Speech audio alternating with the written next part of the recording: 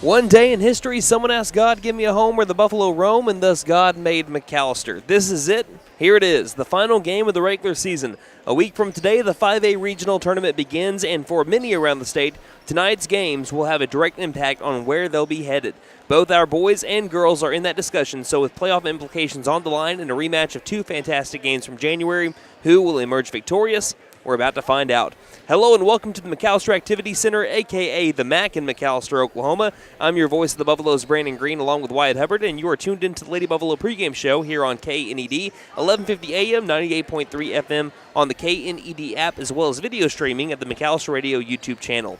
Tonight we have the Coweta Lady Tigers and your McAlester Lady Buffaloes in Pink Out Night, as well as the regular season finale and senior night. Partner with the current look at the playoff picture, this is the final basketball games that the McAlester Activity Center has for the season, but both of our teams have a chance to make the last two ones one to remember. Yeah, Brandon, if both teams can come out here and take care of business tonight, they can have some momentum going into the regionals. Let's preview the McAlester Lady Buffaloes, starting off with the 5A4 standings, as we have the Sepulpa Chieftains, Lady Chieftains. They clinched the 5A4 district crown with their win over McAlester back on Saturday. Coweta is trying to stay at number 2, and I think that they are already clinched at number 2. There's nothing that Coweta can do to lose their number 2 standing in 5A4. They are going to be going and hosting a regional. Now, Will Rogers, same way. They're going to be locked in at number 3. McAlester, they cannot go any higher than where they're at right now at 4, and they cannot drop lower than 5.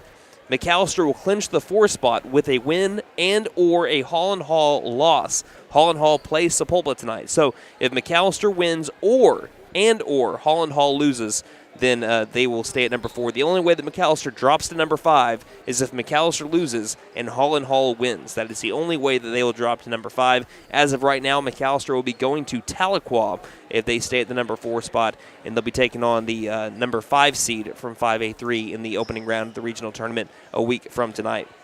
So let's look at the McAlester Lady Buffaloes, 12-10 on the year, led by 7th-year head coach Jared Owen, who is 92-73 at the helm. The Lady Buffaloes struggled from the opening tip against Sepulpa as McAlester made only 2 shots from the field in the entire first half and were trailing 34-10 at halftime. McAlester played a good third quarter, but Sepulpa won the fourth by 16 en route to a 40-point 72-32 win. Multiple season lows for McAlester as well. 23% shooting on 1 of 14 from 3 for 7% to lead to a season low 32-point total. The 40-point loss is the worst for McAlester this season. They hadn't lost a game by more than 15 until then, and the worst loss for Lady Buffaloes since December 10th of 2022 in the Tahlequah Invitational, where McAlester lost to Jinx 82-29. McAlester was good from the line, though. They were 11 of 14, but they are looking to put this game in the rearview and use it as motivation for their final game of the regular season. Again, one lady that stood out, Tori Kilburn, even though it was not a day that even she plays better than usually did on Saturday, and she still had 14 points, which is crazy. 14 points on 36% shooting. She had 5 rebounds and 5 steals to go along with 2 blocks for Tori Kilburn. Looking at now the regular season finale against the Coweta Lady Tigers, we'll look at what happened in the first game before we look at the Lady Tigers here. McAlester lost to Coweta 50-48 back on January 27th. McAlester shot 5% better from the field, 11% better from 3, and won the turnover battle by 7. Yet we're losing the game by 7 with 25 seconds to go in the game. This was due to 35 rebounds to 22 for McAlester, including 10 offensive rebounds for the Lady Tigers to just 3 for McAlester. And the biggest issue for the Lady Buffs, fouls. 21 on McAlester to just 12 for Coweta. Tori Kilburn, Katie Allen, Rylan Lesnow, they had more fouls on them combined than the entire Coweta team. Coweta took double the amount of free throws at 18 of 24 from the line, while McAlester was 8 of 12. So they made 6 more free throws than McAlester attempted on the night. Still, McAlester came back to make it a 2-point game with 9 seconds left, but traveled at the end of their second-to-last possession. McAlester, like we mentioned, it clinches the 4 seed with a win and or a Holland Hall loss versus Sepulpa. Also, a win tonight for the Lady Buffaloes. That will clinch their 3rd straight winning season. The last time they had a losing season was in a shortened season, 2020-2021, where they went 7-10, and even then they still went to the area tournament. Looking at the McAlester Lady Buffaloes, that is what we have going on. The people that stood out for the Lady Buffaloes last time out against Coweta, Tori Kilburn had 18 points on 46% shooting, 8 rebounds. Katie Allen had 15 points on 35% shooting and 6 steals, and Rylan Lesnow had 6 rebounds. Keep those 3 in mind. They're more than likely going to be your players to watch for McAlester. Let's look at the Coweta Lady Tigers now. They're 16-6 on the year. They're averaging 48 points per game. They're giving up 40.3 points per game. The Coweta Lady Tigers, again, 16-6. They're 3-1 since their win over McAlester. 59 and they won 59-29 over Hall and Hall. Lost to Sepulpa 58-35. They beat Edison 59-24, and they beat Will Rogers 61-56. That win over Will Rogers broke a 9-game win streak for Rogers. They're led by head coach Jade Allison. Again, some players to look out for him. You're looking at, first off, Macy Matthews, 3-year starter for him, 15 points against McAlester last time out, and also Gia Dennis, who had 10 points for the Coweta Lady Tigers last time out. So they're starting the senior night a little bit early. On the radio side of things, we're going to send it to commercial break. And for the video side of things, we're going to stay right here. We're going to send the mic towards the home court. We'll look at our McAlester players to watch and also keys the game for Lady Buffaloes when we return on both the radio side of things once the senior night festivities come to an end. So again, for radio, we're going to switch to commercials. For video, we will keep it here on the floor at the MAC. So we'll be back in just a moment here on KNED. Determination and perseverance, which are attributes that truly embody the spirit of the Buffalo. Our first senior this evening is number 4, Amory Perrin. She is the daughter of Crystal and Nick Perrin. She's been playing basketball for the Lady Buffs for 6 years. She's also a member of the Lady Buffs 2022 state championship team. Amory plans to attend college and become a traveling radiology technician. Amory Perrin.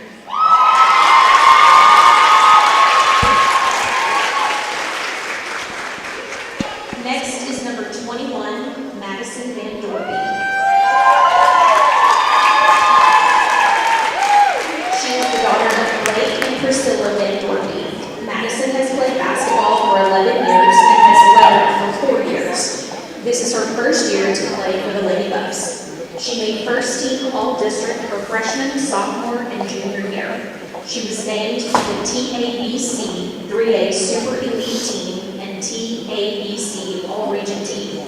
She plans to attend cosmetology school upon graduation. Madison Van Dorby.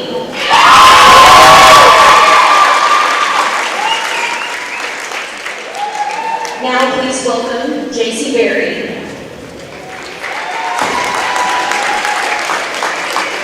She is the daughter of Allison and Brian Musgrove. She is a 6-year member of the Lady Buffaloes volleyball team and has been a boys basketball manager for 4 years. JC represented the boys basketball team this year as their homecoming queen candidate. She is a member of the National Honor Society and is part of the internship program at MHS, where she interns in labor and delivery at McAlester Regional Health Center. JC plans to attend the University of Central Oklahoma and major in nursing and obtain her RN BSN. JC Baker.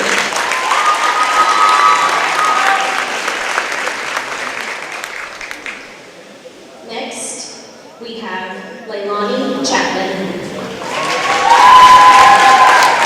She is the daughter of Emilia Wilolo. She is a manager for the boys basketball team. Leilani is also a member of ASU. She plans to attend Langston University and major in business. Leilani Chapman.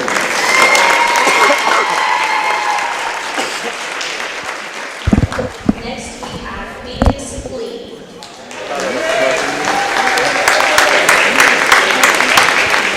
He is the son of Lon and True Lee. He is the manager for the boys basketball team. He is a member of the Spanish Club and plans to attend Oklahoma State University to major in business administration. Phoenix Lee.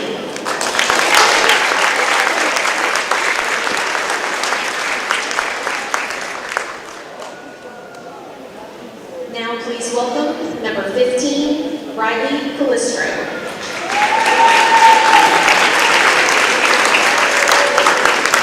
He is the son of JR and Lucretia Calistro. Riley is a 4-year member of the basketball team. He plans to attend Tulsa Welding School to pursue a career in welding. Riley Calistro.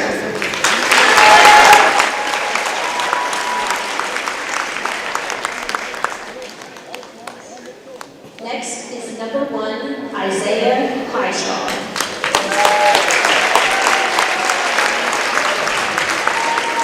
He is the nephew of Greg and Tierra Hall. He is a 4-year member of the Buffaloes basketball team. Isaiah is a member of the ASU Club and the NAACP. He is currently attending KTC for their varsity program where he is serving as their ambassador. He is also a Gold Star student. Isaiah plans to attend Southwestern Oklahoma State University to major in wildlife fire management and become a firefighter.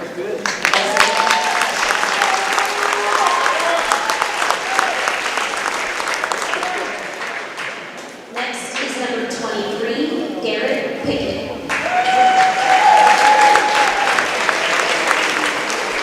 Garrett is the grandson of Tim and Paula Baker and son of Christy Baker. Garrett is a 4-year member of the Bucks basketball team and a 2-year member of the football team. Garrett plans to attend the University of Oklahoma and major in exercise science. Garrett Pickett.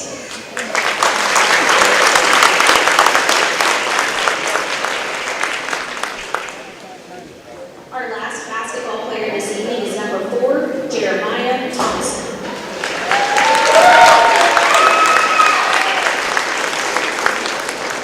He is the son of Jessica Peel and Tyson Thompson. Jeremiah is a member of the basketball team and has also wrestled for the Buffs for 2 years. Jeremiah lettered 2 years in wrestling and received the Most Improved Player Award. He plans to pursue a career in nursing. Jeremiah Thompson.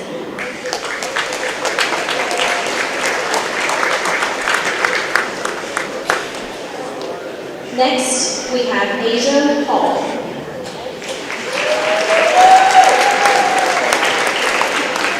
She's the daughter of Greg and Tierra Hall. Asia has been a member of the Peppers for 5 years. She's also a member of ASU, Spanish Club, Art Club, Drama Club, Choir, and the NAACP. She dances and teaches at Angie's Dance Studio. Asia also attends KTC and is part of their TPAC program, where she is a Gold Star student. Asia will be attending Langston University to double major in business and early childhood education with a minor in fine arts. While at Langston, she wants to be part of the Golden Felines majorette team and pledge to become a member of the Alpha Kappa Alpha sorority. Asia also plans to enlist in the Air Force Reserves. Asia Hall.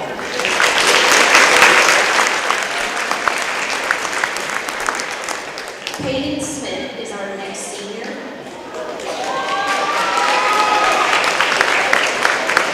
Peyton is the son of Lakeisha and Jay Allen and Dustin Smith. He has been the manager for the Peppers for 2 years. Peyton is a 4-year member of ASU and a member of the Native American Club. He attends Aimechi Technology Center, studying graphic design, and is part of the media program. Peyton plans to attend Langston University to study graphic design. Peyton Smith.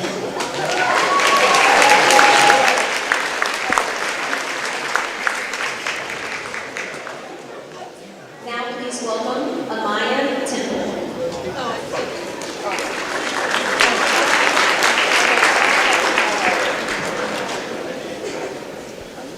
Amaya is not here this evening. Seniors, take all that you have learned and experienced as a McAlester Buffalo with you. We wish you the very best in all of your future endeavors, and remember, once a Buffalo, always a Buffalo. Please give these seniors a big round of applause for their hard work. Hey guys, it's Sam from Sam Wampler's Freedom Ford here in McAlester. We understand how busy we all are these days. It's hard to find time just to get your vehicle serviced, and we are proud to offer the Freedom Express. We can either pick up your vehicle and bring it back when we finish, or for lighter maintenance, we can send our mobile service techs to you. We can do all this with almost all makes and models. I know life gets busy, so I hope this helps. Come see us here at Sam Wampler's Freedom Ford in beautiful McAlester and let us make it happen for you.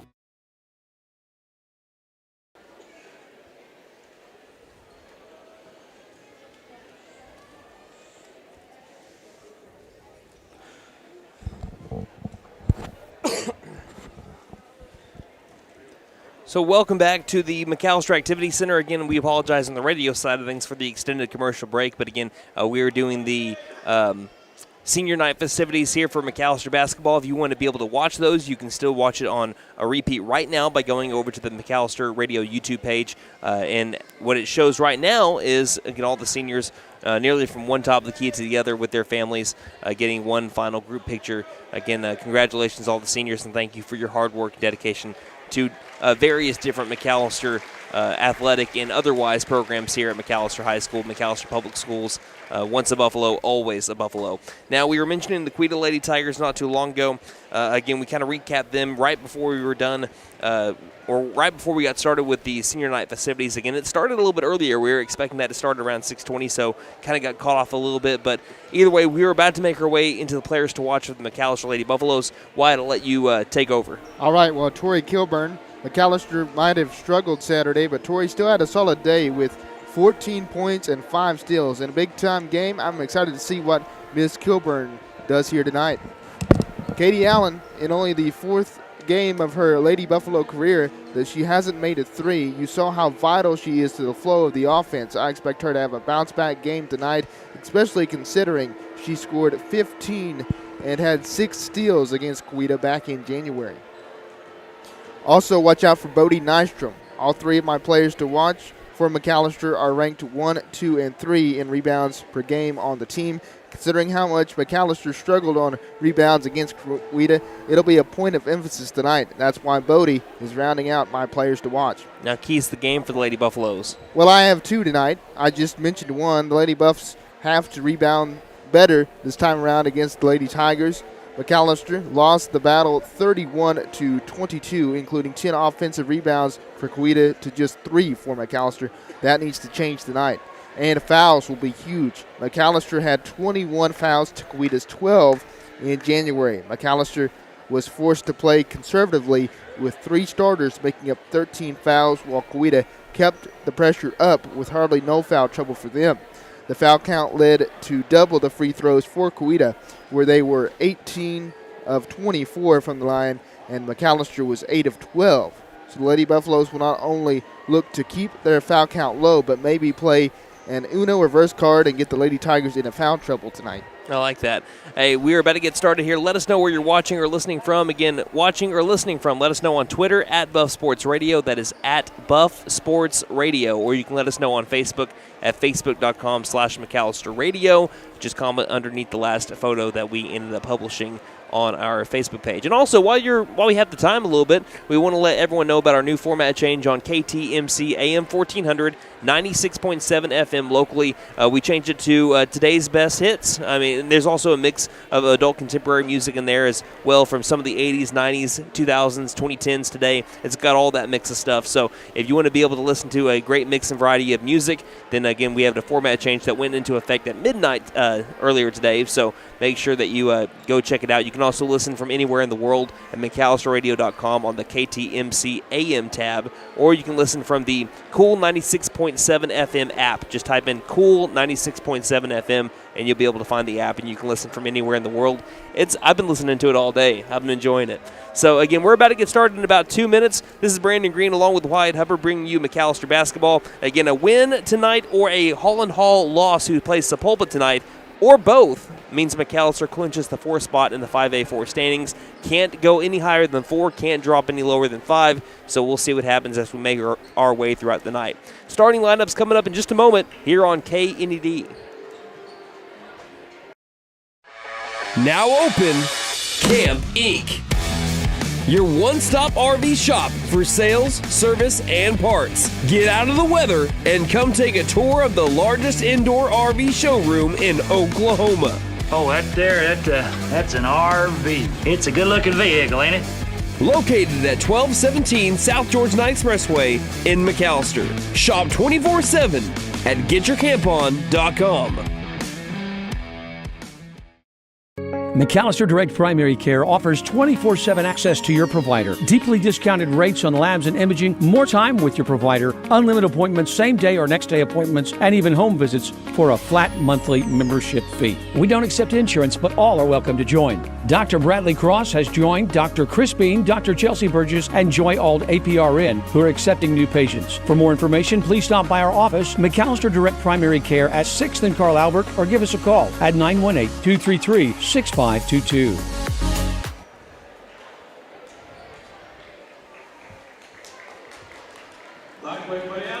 Again, if you've been listening to McAlester basketball all year long on the radio, then you know our seniors have their own senior liners. So Amory Perrin, one of our seniors tonight for the Lady Buffaloes that you just heard right there on the radio side of things. We're about to have our national anthem here in just a moment, but while we wait for the moment of silence, we'd like to thank our sponsors for this season: Sam Wampler's Freedom Ford, Camp Inc., McAlester Direct Primary Care, Freeze and Flare Heat and Air, Patriot Chrysler Dodge Jeep and Ram, The Bank and A, Fenton Nissan, WE Offered Propane, Vickers Power Sports, and Vickers Furniture. Thank you all for putting us on the air this season. And if you want to get involved with McAlester baseball, that's coming up March 1st. Call us up Monday through Friday, 8 to 5, 918-426-1050. We'll make something happen for you. All right, let's go ahead and let's send it down to the floor now as Mr. Larry Barnett is going to explain the moment of silence and then our national anthem. We ask you to be respectful to the others around you during this moment of silence.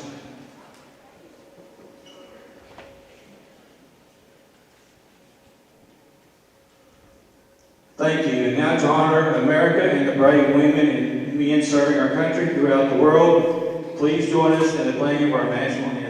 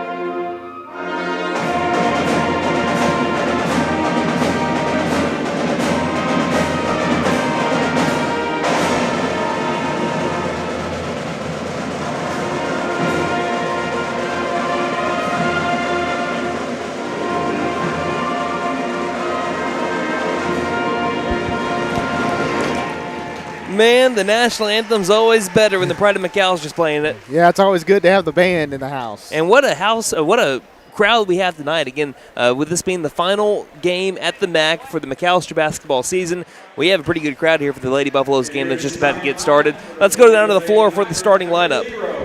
Tayan Allen. Number 3, J.C. Messenger. Number 13, Macy Matthews. Number 23, Gia Dennis. And 25, Emerson Ison.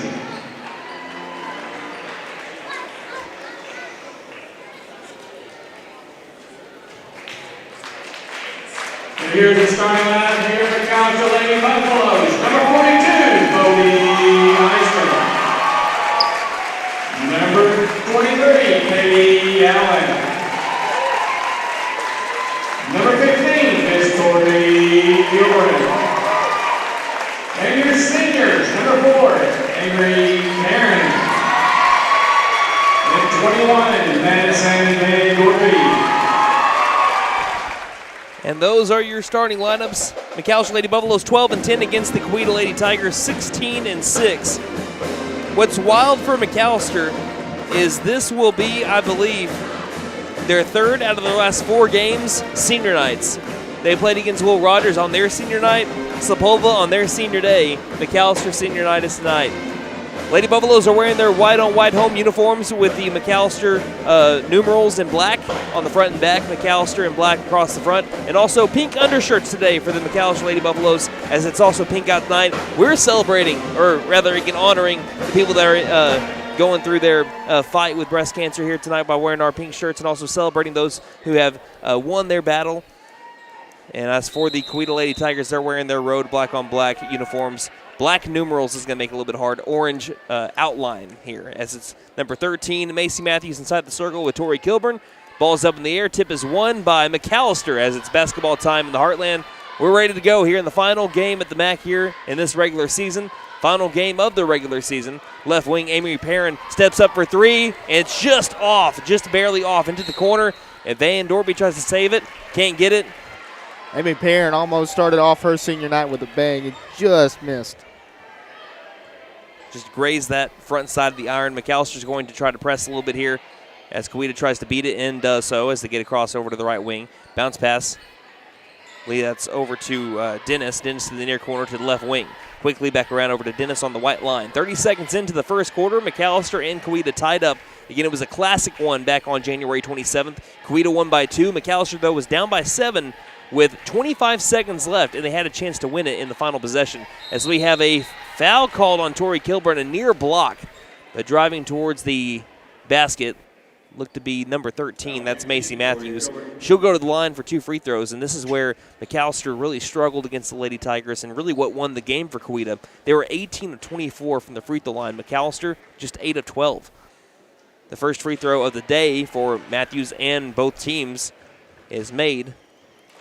And the Lady Tigers draw blood first, 1-0. 44 seconds in. Second shot is good as well. Lady Tigers lead 2-0 over McAlester. 45 seconds into the first quarter, Maddie Van Dorpy, senior for the Lady Buffaloes, takes it to the top of the key. They'll lob it inside, back outside of Van Dorpy. To the near corner, Amory Perrin tries to go on baseline, lost the ball, stolen. Taken by number 3, that's JC Messinger of the Lady Tigers, who swings over to the left wing, spot up, long distance 3. That's nothing but net for Macy Matthews. Again, a reminder that if you didn't get to catch the game against Coweta last time, her three-point distance is almost unlimited. That was about 5 feet from the three-point line. 5-0. 2 of the best three-point shooters in 5A women's basketball right now going against each other. Katie Allen and Macy Matthews. As here's a drive inside, block shot. Tori Kilburn's shot is blocked, and already, again, one and done good. The Lady Buffaloes. Maddie Van Dorpy nearly steals the ball as it's swatted out of bounds, and Amory Perrin will check out. Avery Alberson comes in. It is 5-0 Lady Tigers lead the Lady Buffaloes. 1:32 into the first quarter. Again, all the scoring so far coming from Macy Matthews of the Lady Tigers. Gia Dennis tries to join the mix, and she does so. Straightaway 3, and Coweta leads here early 8-0. McAlester needs to, again, get on the board right here on this possession, or else Lady Tigers trying to end McAlester senior night a little bit early here. Yeah, that's back-to-back threes now for Coweta. High post back outside. Allen, quick trigger 3 off the back iron. Again, the last game for Katie Allen was back in Sapulpa on Saturday. Only her 4th game of her Buffalo career that she had not made a 3. As we have a block shot here by Avery Alberson. Ball rolls out of bounds. The last touch by the Lady Tigers. Great defense in the low post by Miss Alberson. And the score stays at single digits at 8-0, 5:51 left in the first. And McAlester goes from playing the top team in 5A4 Saturday to the second best team in 5A4 the very next game, as we have a pass to the high post, grabbed by Kilburn, back outside. Right wing, Allen 3, rims out. We have a fight for a rebound. It's going to be a jump ball, and it's going to go to Coweta.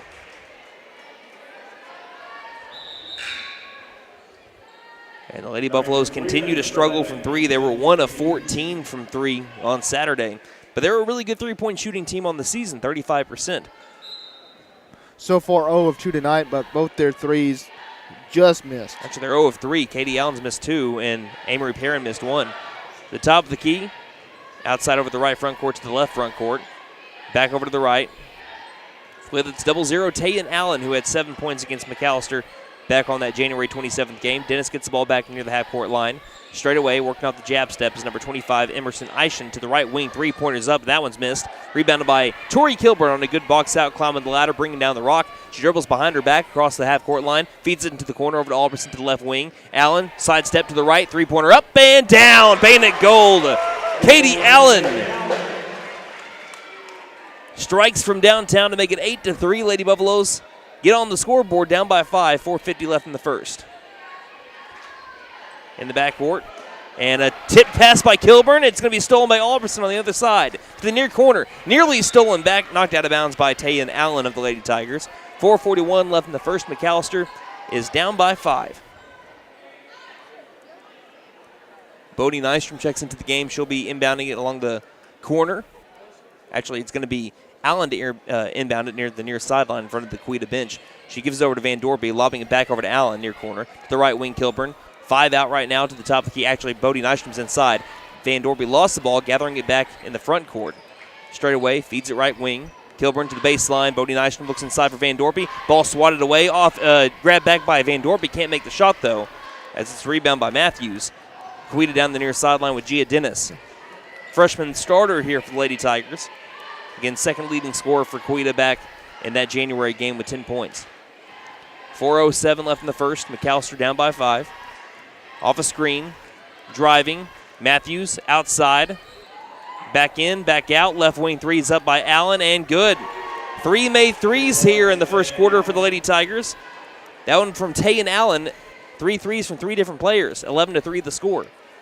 3:47 left in the first, high post, driving, Van Dorby takes a little bit of a bump, but banks it in anyway. Van Dorby answers the 3 back with a 2, and it's 11-5. In the backcourt, Coweta's trying to press. Coweta ended up having, 23 turnovers against McAlester, but they have now hit their 4th 3. This one from Tayan Allen again in the far corner to make it 14-5. 4 made threes, and we're not even 5 minutes into the game for the Lady Tigers. Driving, backing up her lady is Kilburn. Feeds it down over to Bodie Nystrom. Great look for Miss Nystrom, who was wide open on the left block. And the Lady Buffaloes make it 14-7. Coach Owen from McAlester will call a timeout. Lady Buffaloes down 14-7. 3:11 left to go in the first here on K. McAlester Direct Primary Care offers 24/7 access to your provider. Deeply discounted rates on labs and imaging, more time with your provider, unlimited appointments, same day or next day appointments, and even home visits for a flat monthly membership fee. We don't accept insurance, but all are welcome to join. Dr. Bradley Cross has joined, Dr. Chris Bean, Dr. Chelsea Burgess, and Joy Ald APRN, who are accepting new patients. For more information, please stop by our office, McAlester Direct Primary Care at 6th and Carl Albert, or give us a call at 918-233-6522.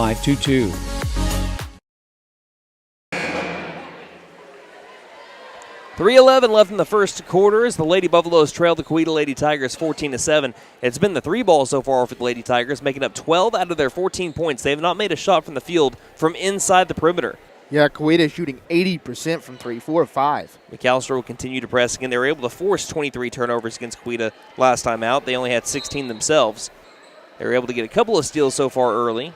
Right now, Coweta trying to beat this press as McAlester falls back as Dennis takes it across the half-court line, guarded up by Allen. Into the corner. McAlester trying to guard the 3 ball a little bit better coming out of the timeout, because they've already made 4 here. Around a lady, Dennis into the paint. Dennis for the floater. Had her shot blocked, I believe, by Kilburn. Kilburn's also got the rebound. Kilburn down the floor, passing head over to Allen. Allen quickly back over to Kilburn. Kilburn on the drive, through traffic. She's fouled and 1. Tori Kilburn. She shoots, she scores right this way, Miss Kilburn to the charity stripe. And a chance to make it a 4-point game if she can convert. Kilburn's first 2 points of the contest. And she's also a 74% free throw shooter. That's good for 3rd on the team. And she converts at the line. It's 14-10. Rylan Lesnow will now check in for Nystrom. Coweta, they were 21% from 3 against McAlester. So far, like you mentioned, 80% from 3 tonight. If that continues to hold, I don't think anyone beats them. Dennis in the backcourt. Races across the half-court line. Tries taking it to the baseline and will feed it off into the corner. Driving, has the ball swiped. It's on the deck. We're going to be having a jump ball here going to McAlester. On the floor for it was Katie Allen, I believe. Also Van Dorby was there, but Katie Allen was the first person I saw come up from the pile And so I guess you can give her the steal here. 2:28 left in the first. Lady Tigers are up by 4. This was an 8-0 game, but McAlester has brought the deficit back down to 4. Van Dorby straight away. Lobs it near corner over to Allen. Bounce pass quickly to Les now. Feeds it inside. Perfect pass. Tori Kilburn converts in the low post. And the Lady Buffaloes have brought it to a 2-point game. Tori Kilburn just like that with 5 points. Dennis again guarded up by Allen. Ball came loose. Dennis retrieves it and goes across the half-court line.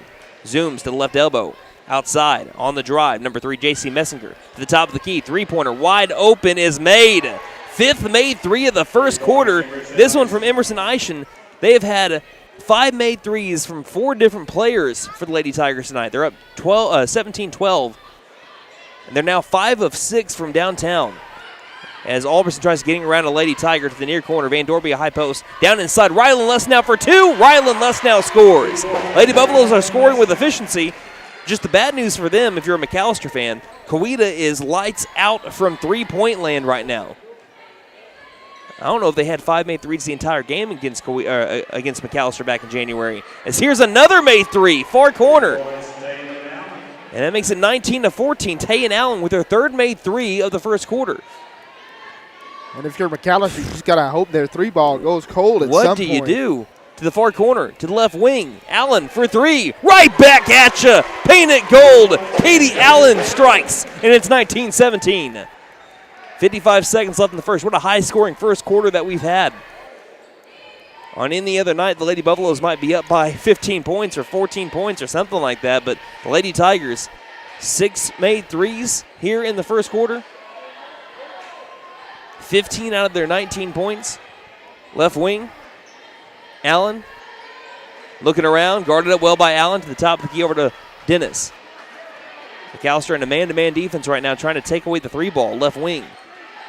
A lot of screens here for the Lady Tigers. Driving to the basket. Tough 2 is up, missed shot. Offensive rebound, 2 is up again, missed shot. Tori Kilburn's got the rebound. Ahead over to Allen. Allen on the drive, 3-on-1. Down inside, tip pass goes towards the corner. Stolen by the Lady Tigers, nearly a foul, but it's going to go out of bounds. Last touch by the Lady Tigers, who couldn't control it, going to the corner with 10 seconds left.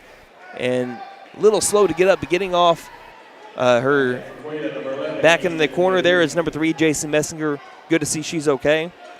Kind of felt a little bit awkwardly there in the corner. McAlester with 10 seconds left in the first. Down by 2 despite the 3-point onslaught of the orange and black. Alberson will inbound near that corner.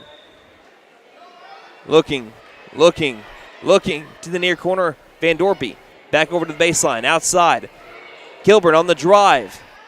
Back outside, Van Dorby straight away for the lead. Off the back iron, and it nearly fell in. Kilburn got the offensive rebound, but can't get the shot off in time. And that'll be the end of the first. Lady Buffaloes down by 2, 19-17 after the end of 1. You're listening to McAlester basketball here on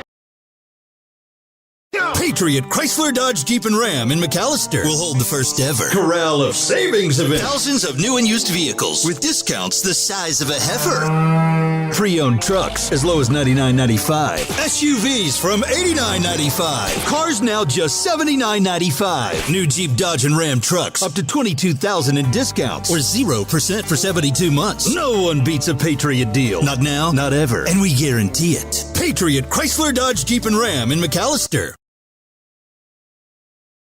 McAlester Direct Primary Care offers 24/7 access to your provider. Deeply discounted rates on labs and imaging, more time with your provider, unlimited appointments, same day or next day appointments, and even home visits for a flat monthly membership fee. We don't accept insurance, but all are welcome to join. Dr. Bradley Cross has joined, Dr. Chris Bean, Dr. Chelsea Burgess, and Joy Ald APRN, who are accepting new patients. For more information, please stop by our office, McAlester Direct Primary Care at 6th and Carl Albert, or give us a call at 918-233-6522.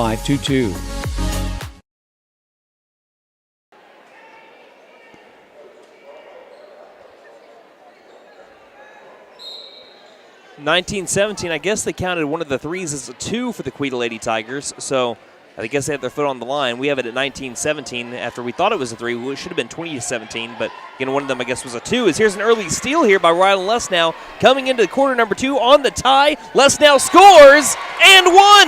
Rylan Lesnow gets the bucket and a chance to give the Lady Buffaloes their first lead of the contest. She shoots, she scores right this way, Ms. Lesnow, to the charity stripe. It's 19-19. Lady Buffaloes tied up. Lesnow at the line, 50% from the line on the year. First play of the second quarter, and the Lady Buffaloes take the lead, 20-19. 7:44 left in the half. Rylan Lesnow with 5 now.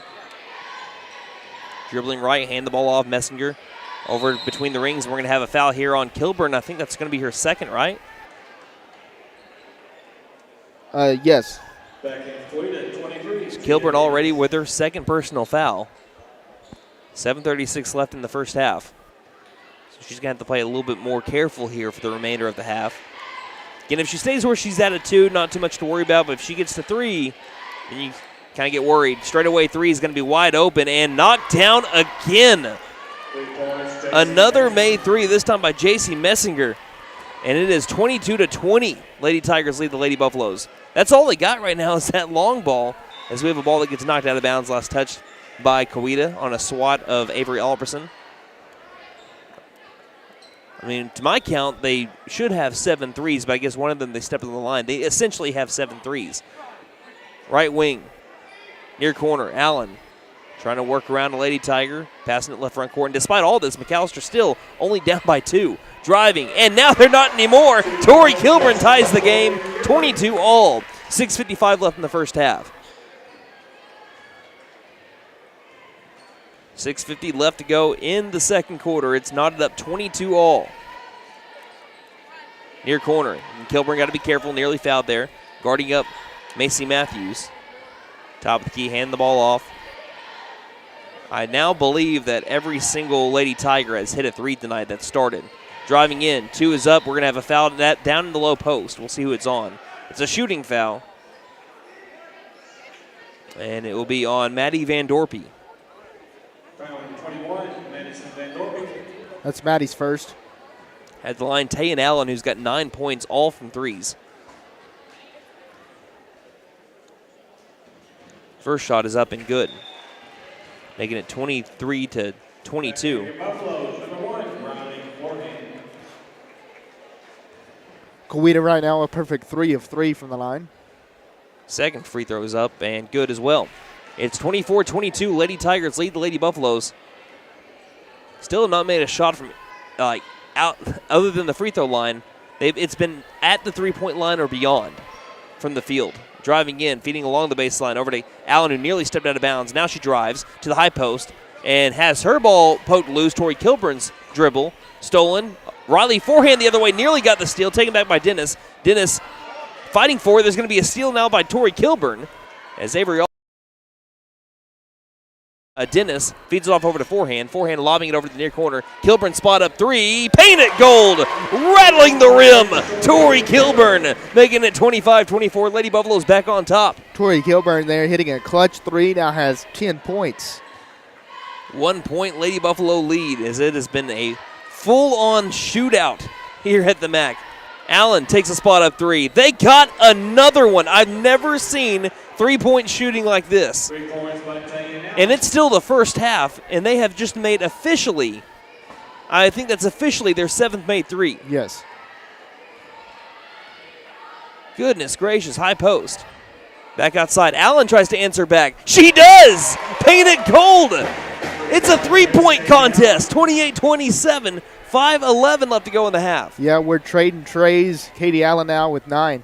Nate Brown is tuning in. He says it's fitting that the week of the All-Star break in the NBA, a 3-point shootout is broken out at the MAC. As Kilburn gets a steal now. Lady Buffaloes up by 1, trying to extend it on the drive. Kilburn for 2, got it. It's 30-27. We might be on our. This is a pace for near 100 in regulation. Dennis, right wing, is left alone, takes a 3. That one's back ironed. A collective heat check for both of our teams. We have an offensive foul here, and it's going to be on Kilburn. Foul number 5. No, this one's on Rylan Lesnow. Back in your Buffaloes, 21. Kilburn's a little bit shaken up beyond the. Oh, Kilburn's a little bit shaken up beyond the baseline.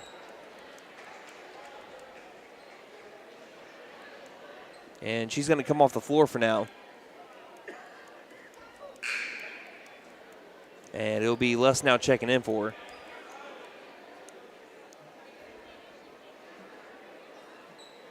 .435 left to go in the first half. We're going to take a timeout for just a moment while we, again, we'll explain everything when we come back. Again, 30-27, McAllister's down here on, or excuse me, McAllister's up here on.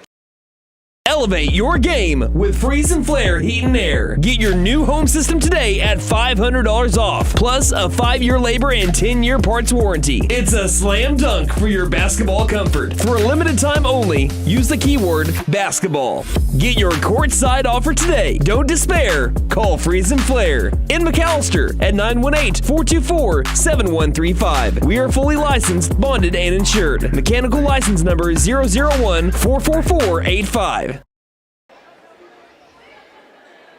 So I'm not sure what happened before the what we're calling an injury timeout. I'm not sure what happened before, but again, Tori Kilburn after the rebound came up visibly shaking a little bit, and then she got sick. So that's what they're doing right now, is just cleaning up the spot on the floor. Again, she gets a applause when she comes back over towards the bench, but again, it was while she was going for a rebound. Don't know what happened during that time, but again, it led to just getting sick there for a moment, but she seems to be okay. She's over here back towards the McAlester bench. 4:35 left in the first half. Lady Buffaloes are up by 3, 30-27. And Tori Kilburn, speaking of her, having a great game already, 12 points. Yeah, she has 12 points, and she's 5 of 6 from the field tonight. She'll take a little bit of a break, though, and it'll be Avery Alberson, Maddie Van Dorby, Rylan Luss now, Katie Allen, and Bodie Nystrom on the floor. Coweta with the basketball, down by 3, but they have been striking from downtown often. 7 made threes today, and here's a foul down the low post. This one's going to be on Les now, I believe, which will be back-to-back on her, making it her second. Foul 5, Rylan Luss now. Free throws on the way here. Again, it's hard to see the numbers with the black numerals on the black jerseys. I believe this is Matthews who makes their first one.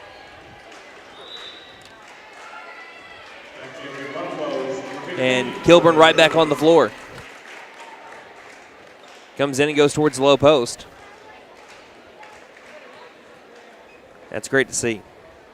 Second shot is good as well, and it's a 30-29 game. And like I said, we're not even halfway through the second quarter. And Coweta remains perfect from the Charity Stripe, 6 of 6. McAllister's Coweta's averaging 48 points per game on the year. They're almost at 30. Bounce pass, high post, looking inside, Bodie Nystrom baseline jumper, got it. Bodie Nystrom gives Lady Buffaloes a 32-29 lead. A reminder that this game back in Coweta was 50-48 the final. We are looking to obliterate that total so far. Driving in, stopping right elbow. Just an offensive onslaught by both teams here. Bounce pass over to Matthews, feeding over to Dennis. Left wing three by Dennis is no good, too strong. Good box out and a rebound by Maddie Van Dorpy. Lady Buffaloes up by 3. 3:48 left in the half. It's like a Big 12 football game right now. Katie Allen left front court. Bounce pass over to the top of the key to Van Dorpy. As, again, 3-2 zone defense here by Coweta. High post. Kilburn looks back outside. Alberson takes the spot up 3. That one's too strong. Offensive rebound by Katie Allen. Second chance here for the Lady Buffaloes.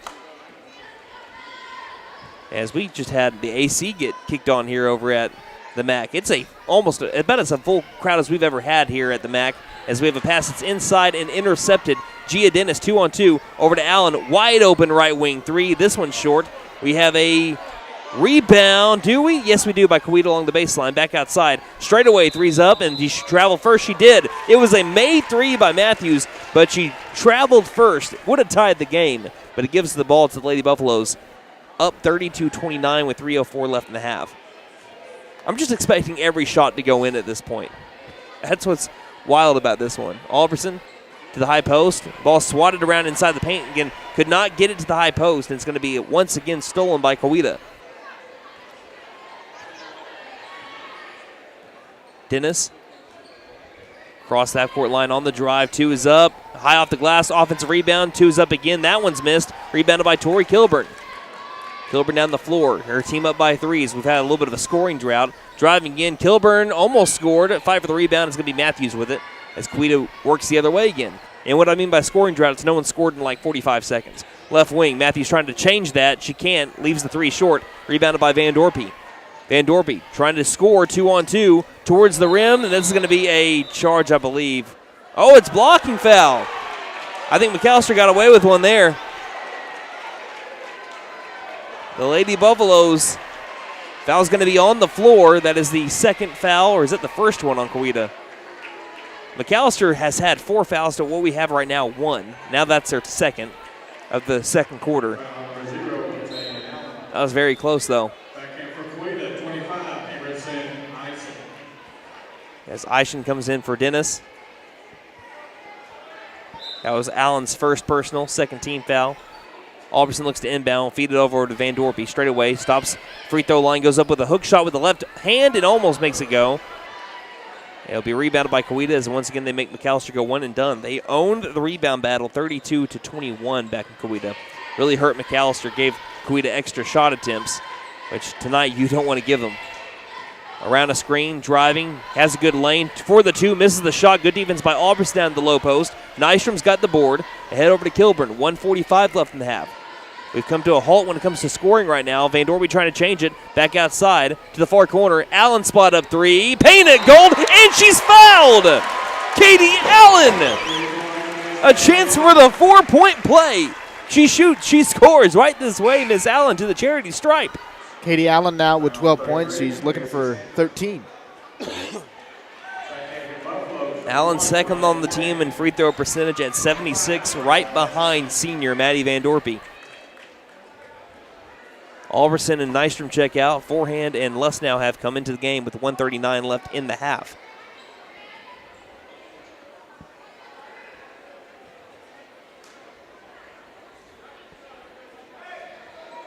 Yeah, this is by far the most full I've seen the MAC. It's great to see here.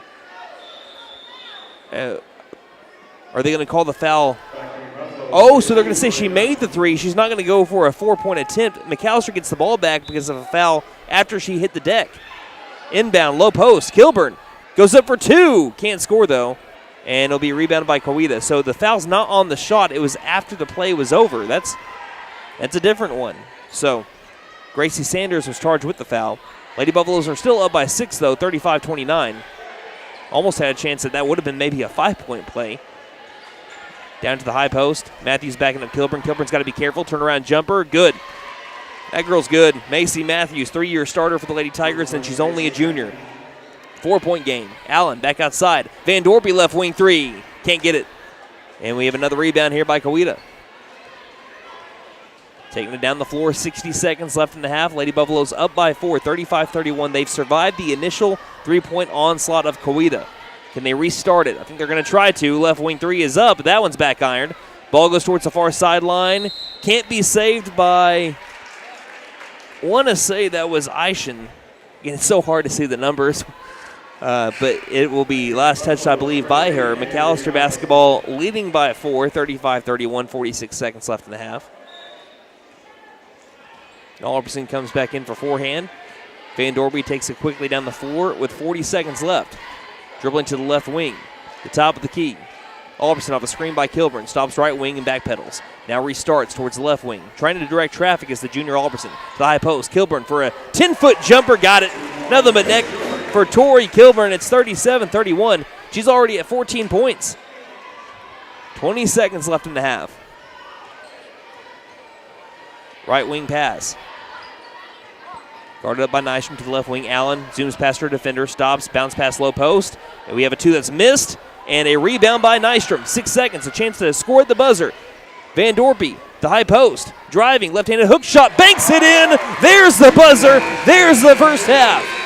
Lady Buffaloes lead 39-31 over the Coweta Lady Tigers. And this offensive onslaught. We'll take a break and we'll look at some halftime stats when we return. You're listening to Lady Buff Basketball here on KNED. Patriot Chrysler Dodge Jeep and Ram in McAlester will hold the first ever Corral of Savings event. Thousands of new and used vehicles with discounts the size of a heifer. Pre-owned trucks as low as $99.95. SUVs from $89.95. Cars now just $79.95. New Jeep, Dodge, and Ram trucks up to $22,000 in discounts or 0% for 72 months. No one beats a Patriot deal. Not now, not ever. And we guarantee it. Patriot Chrysler Dodge Jeep and Ram in McAlester. My wife makes the best lasagna, even in that old kitchen of ours. She deserves the best kitchen money can buy, but all our cash was tied up. So we went to the Bank N.A. for a loan for our kitchen remodel, and the folks at the Bank N.A. came through for us and our family. Plus, the Bank N.A. is local, so the money stays in town. Call 918-423-2265 or go into the Bank N.A. to get your loan for whatever your family wants or needs. The Bank N.A. Strong, secure, and ready to loan. Member FDIC. Equal housing Marion lender. opened his dealership in Ada in 1950. And now I'm the third generation to join the car business. At Fenton Nissan of McAlester, our commitment to service and customer satisfaction is as strong today as it was in 1950 when Papa started. Dad ensured that everyone that walked through the door received a customer service experience like no other they'd had before. Come see us at Fenton Nissan of McAlester and see how our family values still apply today. And don't forget to tell them Maddie sent ya.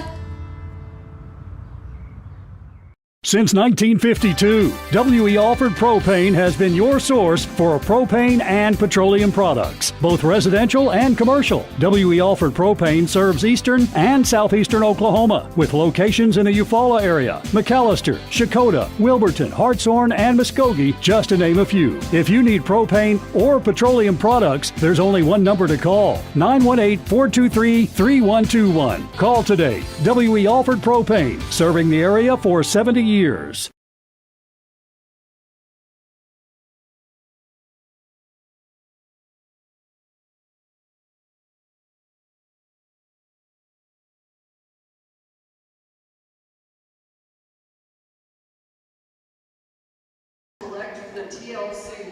Austin, if you can you turn off that halftime graphic for just a moment? Again, we had on the YouTube side of things, I don't know if you were able to see it. I know we put on the halftime graphic. Didn't know that we were doing that right at this halftime, but again, we are, having pink out tonight on our last night of McAlester basketball when it comes to the regular season. Last home game at the McAlester Activity Center this year. We're even wearing pink tonight. Again, we want to recognize everybody that has been affected by breast cancer, that has gone through the fight, that has either won it, still going through it, has lost someone with breast cancer.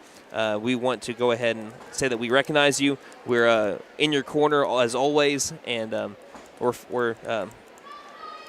be in your corner, like I said, as always. So keep fighting, and everyone here at McAlester Radio, and I'm sure McAlester Public Schools and the McAlester community has your support. So let's go ahead and let's look at, as we have, again, Little Buff Palm down over here down on the floor. Now you'll be able to get to watch them while we talk about some first half McAlester Lady Buffalo stats. Well, let's start off with the leading scores, as McAlester is leading 39-31 over the Coweta Lady Tigers in a high-scoring first half. Tori Kilburn leads in scoring at the half with 14 points on 6 of 9 shooting. That's good for 67%. Also 1 of 1 from 3 and 1 of 1 from the charity stripe. She also has 5 boards and 2 steals. Also a block for Tori. Katie Allen has 12 on the night on 67% shooting. She's also shooting 67% from 3 and has 1 offensive board. Also, Rylan Lesnow has 5 points on a perfect 2 of 2 from the field. She also has a free throw and looks like a steal. Maddie Van Dorpy has 4 points on the night on 33% shooting. She also has 2 boards. Bodie Nystrom with 4 on 2 of 2 shooting. Bodie Nystrom also has 1 board, and let's go around and scoring. All right, looking at some team stats, and some of these are pretty insane. If I would have told you that Coweta went 7 of 13 from 3 in the first half, you'd be telling me, well, how much are they winning by? Yeah. So let's go ahead and let's look at the halftime stats here. Well, McAlester is 16 of 27. That's good for 59%. Coweta 9 of 23. That's good for 39%. McAlester from 3, 5 of 11. That's good for 45%.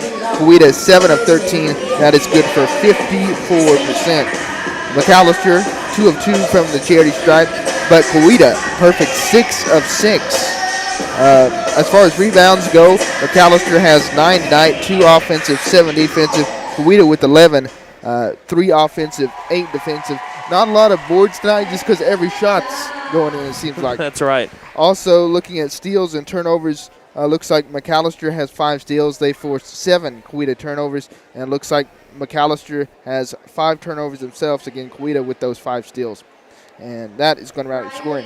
No blocks. We have 2 blocks for yes, McAlester. 2 blocks for McAlester and 1 for Coweta. So as we look to the second half, what are some keys to the second half for you, Wyatt? Well, just find a way to get the Coweta Tigers to stop hitting every 3. I mean, it's hard to do because they're not really guardable 3s either. They're from way downtown. They're deep and they're hard to defend.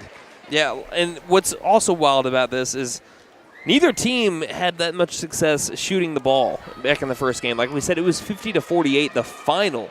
Coweta shot 21% from 3 at Coweta back in the day. So, yeah, and for us to have 12 combined threes in the first half, pretty wild is what I would say. So I would say in the second half, keep your ladies out of foul trouble. Tori Kilburn ended up getting 2 in the first half, but she was able to stay at 2. She's doing okay going over to quarter number 3. Again, McAllister's problem when they faced Coweta late in the game was that they had multiple people in foul trouble.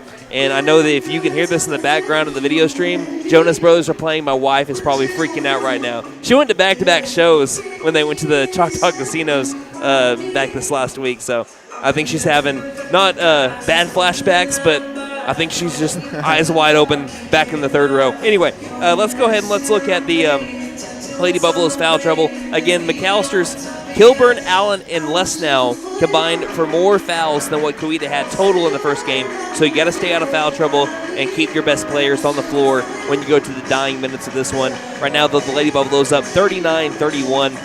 Again, let us know where you're listening from on Twitter at Buff Sports Radio. Again, that's Twitter at Buff Sports Radio. Or let us know on Facebook at facebook.com/McAlester Radio underneath the last picture that we posted.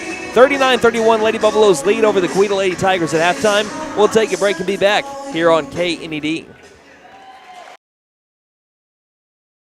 Honda ATVs and side-by-sides have a rock-solid reputation. And now you can upgrade your adventure with incredible deals on Honda accessories. For a limited time, buy select new Honda ATVs and get up to $300 in free accessories. Just head to Vickers Power Sports at 1904 South Main. Honda accessory rebate offer is valid with purchase of new and unregistered 2024 and prior ATV, Pioneer, and Talon models. Check with participating Honda dealers for complete details. The tax time savings sale begins now at Vickers Furniture. Come in today and save up to 50% on all sofas, beds, recliners, tables, and accessories. Right now, there's no credit check, financing for 100 days, same as cash, and 12 months financing for qualified buyers. The tax time sale going on now at Vickers Furniture, 2nd and Wyandotte, McAlester. Vickers Furniture, we're right here with you. Hey guys, it's Sam from Sam Wampler's Freedom Ford here in McAlester. We understand how busy we all are these days. It's hard to find time just to get your vehicle serviced, and we are proud to offer the Freedom Express. We can either pick up your vehicle and bring it back when we finish, or for lighter maintenance, we can send our mobile service techs to you. We can do all this with almost all makes and models. I know life gets busy, so I hope this helps. Come see us here at Sam Wampler's Freedom Ford in beautiful McAlester and let us make it happen for you. Now open, Camp Inc. Your one-stop RV shop for sales, service, and parts. Get out of the weather and come take a tour of the largest indoor RV showroom in Oklahoma. Oh, that's an RV. It's a good-looking vehicle, ain't it? Located at 1217 South Georgia Expressway in McAlester. Shop 24/7 at getyourcampon.com. McAlester Direct Primary Care offers 24/7 access to your provider, deeply discounted rates on labs and imaging, more time with your provider, unlimited appointments, same day or next day appointments, and even home visits for a flat monthly membership fee. We don't accept insurance, but all are welcome to join. Dr. Bradley Cross has joined Dr. Chris Bean, Dr. Chelsea Burgess, and Joy Ald APRN, who are accepting new patients. For more information, please stop by our office, McAlester Direct Primary Care at 6th and Carl Albert, or give us a call at 918-233-6500. Elevate your Pregame with Freeze and Flare Heat and Air. Get your new home system today at $500 off, plus a 5-year labor and 10-year parts warranty. It's a slam dunk for your basketball comfort. For a limited time only, use the keyword basketball. Get your courtside offer today. Don't despair. Call Freeze and Flare in McAlester at 918-424-7135. We are fully licensed, bonded, and insured. Mechanical license number is 001-44485. Patriot Chrysler Dodge Jeep and Ram in McAlester will hold the first ever Corral of Savings event. Thousands of new and used vehicles with discounts the size of a heifer. Pre-owned trucks as low as $99.95. SUVs from $89.95. Cars now just $79.95. New Jeep, Dodge, and Ram trucks up to $22,000 in discounts or 0% for 72 months. No one beats a Patriot deal. Not now, not ever. And we guarantee it. Patriot Chrysler Dodge Jeep and Ram in McAlester. 188. Once again, we'll do this again at halftime of the boys game. Appreciate it. Thank you. Welcome back to the MAC, as again we're score watching here because McAlester, they will finish fourth. They can't finish better than fourth, can't finish worse than fifth, but they will finish at fourth if either they win tonight and or Holland Hall loses tonight against Sapulpa. Right now in the Sapulpa Holland Hall game, last time I checked, it's 44-20. Sapulpa leads Holland Hall, 24-point lead. So Lady Buffaloes look like whether what they win or lose tonight are on their way to a fourth place finish in 5A4 in the regular season, which as of right now, that means that they would be going to Tahlequah in the regional tournament a week from today. Right now, though, as we're about to begin, and we are beginning the second half, Tori Kilburn takes a left wing three. What a way to start off the third quarter. It's a Kilburn left wing three, painted it gold to make it 42-31. And now we have a combined 13 made threes between the two teams. 7 from Coweta, 6 from McAlester. 42-31, Lady Buffaloes are up by 11. And we have a turnover on the Lady Tigers to start off the third quarter. Yeah, and that was Kilburn's second made three. She has 17 points now. Bodie Nystrom, Katie Allen, Avery Alberson, Maddie Van Dorpy, and Tori Kilburn on the floor for the Lady Buffaloes. I mean, she was left unguarded, just dribbled to that spot, took the three, and said thank you. And she'll try to do it again, and she nearly did it again. This one's a little bit short, but she was also a little bit further away from the three-point line. Rebounded by Coweta. Lady Buffaloes lead by the largest lead by either team so far tonight, 11 points. Top of the key with the ball is Aishin. Aishin dribbles right. McAlester still working out of that man-to-man defense, trying to take away the three ball. Straight away. Back over to the right wing, over to Dennis. Dennis off a screen, takes an angle right three that misses off the back iron. Rebounded by Katie Allen, trying to fight away from Lady Tiger, and she'll now take it down the floor uncontested. A minute and 8 seconds into the third quarter. Far corner, bounce pass baseline, lobbing back out straight away. Now to the near corner. Alberson takes the spot up three. This one's off. And we have a fight for a rebound. We're going to be having a jump ball, and it will be going to the Lady Tigers. Good fight for the rebound there between Kilburn, and I couldn't tell the Lady Tiger. Again, for people that aren't here, I think this is the first time all year that we've turned on the AC inside the gym. But it got chilly pretty quick. I think everyone else is kind of looking around over at the rafters saying, you see those? When they're inflated, air's moving through them. Right now we're pretty chilly. Left wing on the drive, pulling up for two is Aishin. She misses the shot, but she's fouled in the process. She'll take 2 free throws here. That was going to be on number 42, Bodie Nystrom. So 2 free throws here for Emerson Aishin. She had 7 points against Lady Buffaloes back on that January 27th matchup. Her first free throw is good. And still both teams are perfect from the line. McAlester only 2 of 2. That was the 7th attempt for Coweta. They are now 7 of 7. They were 75% from the line. They missed their first free throw as Tori Kilburn's got the rebound. And it's a 10-point game. Near corner, Van Dorby picks it up. Looking for someone to come open. No one did. Now it's Kilburn that gets it to the left wing. Kilburn to the high post. Alberson dribbles backwards, hands the ball off over to Van Dorpy. Van Dorpy around the world to the right front court. Allen, bounce pass baseline to, that is Van Dorpy to the low post. Van Dorpy got it back and was able to try to throw it to the near corner, but she's trying to argue that she was grabbing the arm, and that's what forced the ball to go into the McAlester bench, but she will not get the call, and they'll go to the Lady Tigers. 5:55 left in the third. It's a 10-point Lady Buffalo advantage.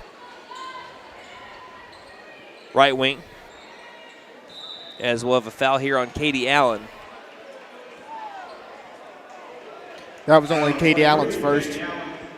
Second team foul on McAlester in the third quarter. No one really in foul trouble here for the Lady Tigers. McAlester, not really either. A couple of ladies with 2 fouls, but they've been more spread out than they were over in Coweta. Driving in, Eischen goes up for 2, left it too strong. Offensive board by Dennis, she misses it. Rebounded by Allen right underneath the basket.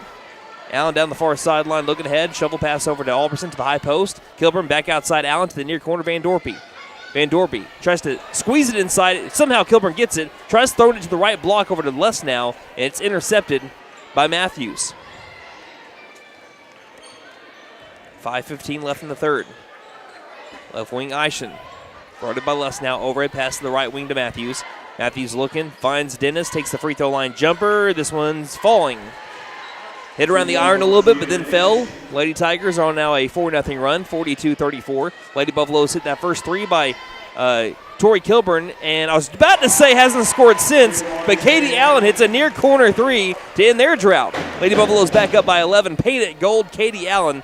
Now the Lady Buffaloes, 7th made 3 of the game, matching the Coweta Lady Tigers. Yeah, Katie Allen, after last game not hitting a 3, she now has 5 on the night. Goodness gracious, Katie Allen. Right wing to Matthews. Takes a straightaway 3, grazes the front side of the iron, goes out of bounds. Last touch by the Lady Buffaloes, Van Dorpy in the low post. Forehand checks in for Alberson. 4.5 left to go in the third. Again, you don't want to get too comfortable. I know you're up by 11, but Lady Tigers have shown how quickly they can score with their 3 ball. Anytime you have Dennis and Matthews on the floor at the same, really anybody, Tay and Allen too, they can all score quickly. Here's a 2 that's missed, rebounded by Kilburn. Kilburn will take it down the floor, leading 45-34 to the far corner. Van Dorpy inside over to Kilburn. Kilburn, they're going to charge her with the foul here. Didn't think there was a ton of contact, but they're going to give her the foul. And now that's 3 on McAlester in the third quarter, the third one on Kilburn. Coach Owen's going to speak with the official there after that one. Dennis will drive. Dennis towards the rim, goes up for 2 and scores. And that'll make it a 9-point game, 45-36. 4 minutes left to go in the third. Van Dorpy feeds it to the high post, over to Kilburn, bounce pass, low post, perfect look for Rylan Lesnow. Coach Owen will take the timeout after the 2 from the freshman. 47-36, Lady Buffaloes lead, 3:55 left in the third here on KNED. My wife makes the best lasagna, even in that old kitchen of ours. She deserves the best kitchen money can buy, but all our cash was tied up. So we went to the Bank N.A. for a loan for our kitchen remodel, and the folks at the Bank N.A. came through for us and our family. Plus, the Bank N.A. is local, so the money stays in town. Call 918-423-2265 or go into the Bank N.A. to get your loan for whatever your family wants or needs. The Bank N.A. Strong, secure, and ready to loan. Member FDIC, Equal Housing Lender. Lady Buffaloes up by 11 as Rylan Lesnow getting her 6th and 7th points of the game. Puts Lady Buffaloes back up by 11, 47-36, 3:55 left in the third quarter. It's Coweta basketball. McAlester has hit 2 threes here in the third quarter to be able to match Coweta's total at 7. So we've had 14 combined threes between the 2 teams. Dennis drove and scored last time, can't get this one. Ball's ripped away. Kilburn's got the rebound, and she's fouled in the process. Foul's going to be on Emerson Eischen. That's the Lady Tigers' first foul of the third quarter, second personal on Emerson. 3:38 remaining in the third. Van Dorpy picks up a dribble between the rings, passes right wing over to forehand. Forehand back to Van Dorpy, left wing. Back to forehand. Looking for the open lady as the offense flows from one side to the other. Baseline, Lesnow couldn't handle it after the pass from Kilburn. It's going to be now stolen by the Lady Tigers. Down by 11 with 3:17 left in the third. Dennis on the drive. Dennis tries to feed it far corner. Intercepted. Katie Allen racing to the other side of the floor. Can she get it? No! She's fouled. Fouled on the chase down from Gia Dennis, and she'll go to the line for 2 attempts here.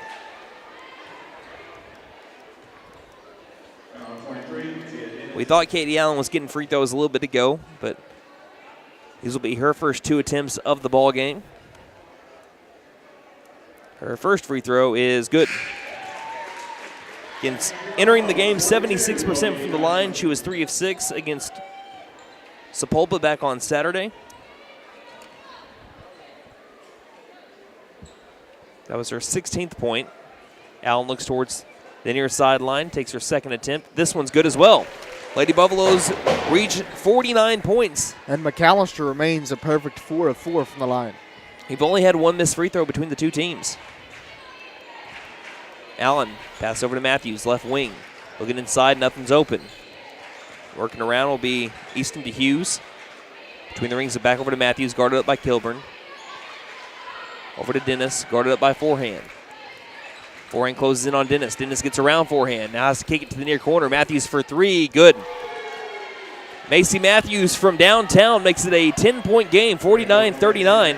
And there's a steal here quickly on a long cross-court pass over to Allen, who steps into a right wing 3, and she gets it.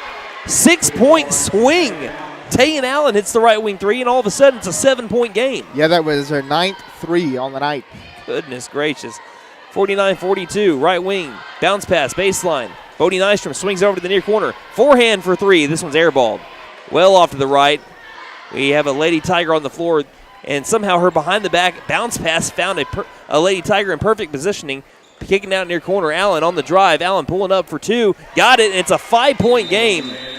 Remember how I told you how quickly the Lady Tigers can score? That is 8 points in the matter of about 30 seconds. 1:56 left in the third. It's Lady Buffaloes 49, Lady Tigers 44 here on. Marion opened his dealership in Ada in 1950. And now I'm the 3rd generation to join the car business. At Benton Nissan of McAlester, our commitment to service and customer satisfaction is as strong today as it was in 1950 when Papa started.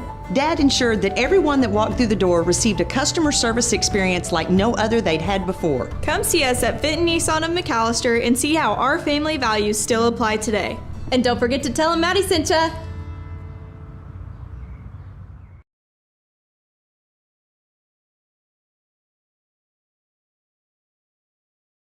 Since 1952, W.E. Alford Propane has been your source for propane and petroleum products, both residential and commercial. W.E. Alford Propane serves eastern and southeastern Oklahoma, with locations in the Eufaula area, McAlester, Coweta, Wilburton, Hartshorn, and Muskogee, just to name a few. If you need propane or petroleum products, there's only one number to call, 918-423-3121. Call today. W.E. Alford Propane, serving the area for 70 years. The Lady Buffaloes have seen a 13-point lead drop to a 5 in 30 seconds. It's 49-44. 2 made threes and then 2. Again, the Lady Tigers have hit 9 threes tonight. McAlester has hit 7 straight away. Alberson guarded up well. Katie Allen over to the left wing. Back over to Alberson. Alberson trying to create some space, passes high post, back outside. Van Dorpy, far corner. Gets it baseline. Bodie Nystrom lobs it back out left wing over to Alberson on the drive, pulls up, has her shot blocked from the left elbow, and it's taken by the Lady Tigers. A chance to make it a one-possession game. 1:20 left in the third. An 8-point onslaught in 35 seconds for the Lady Tigers. Here on the right side of the floor, ball came loose, dropped by Matthews. She picks it back up. The top of the key on the drive, kicking out near corner. Dennis for 3. That's going to be missed off the left iron. Rebounded by Kilburn. Kilburn ahead, over to Van Dorpy. Van Dorpy driving into the paint. Looks for someone to help her out. Feeds it back out straight away. Back to Van Dorpy, left wing. To the high post, Kilburn on the drive. Threw it straight to a Lady Tiger on the right block, looking for Nystrom. Passing ahead, perfect pass over to Dennis in transition. She gets the 2, and it's a 3-point game. 49-46, 40 seconds left in the third. It's a 10-0 run for the Lady Tigers in less than 2 minutes after they struggled to score here in the second half. Sticking with the zone defense are the Lady Tigers. We got a ball game again. High post, Kilburn inside over to Bodie Nystrom, reverse layup, won't fall. Rebound by the Lady Tigers. They have a chance to tie the game here in the last 13 seconds. Trying to end the third quarter on a 13-0 run, maybe even 12. Dennis driving, goes for 2, scores. And it's 49-48. 3 seconds left in the third. Van Dorpy, half-court line, takes the shot at the buzzer. airballs it, and that is the end of the third quarter. McAlester was up by 13. A 12-0 run by the Lady Tigers pulls it to a 49-48 game. Buckle in, folks. We head to the fourth quarter. Put those scores up in the air, Lady Buff fans. You're listening to Lady Buff Basketball here on K. Honda ATVs and side-by-sides have a rock-solid reputation. And now you can upgrade your adventure with incredible deals on Honda accessories. For a limited time, buy select new Honda ATVs and get up to $300 in free accessories. Just head to Vickers Power Sports at 1904 South Main. Honda accessory rebate offer is valid with purchase of new and unregistered 2024 and prior ATV, Pioneer, and Talon models. Check with participating Honda dealers for complete details. The tax time savings sale begins now at Vickers Furniture. Come in today and save up to 50% on all sofas, beds, recliners, tables, and accessories. Right now, there's no credit check, financing for 100 days, same as cash, and 12 months financing for qualified buyers. The tax time sale going on now at Vickers Furniture, 2nd and Wyandotte, McAlester. Vickers Furniture, we're right here with you.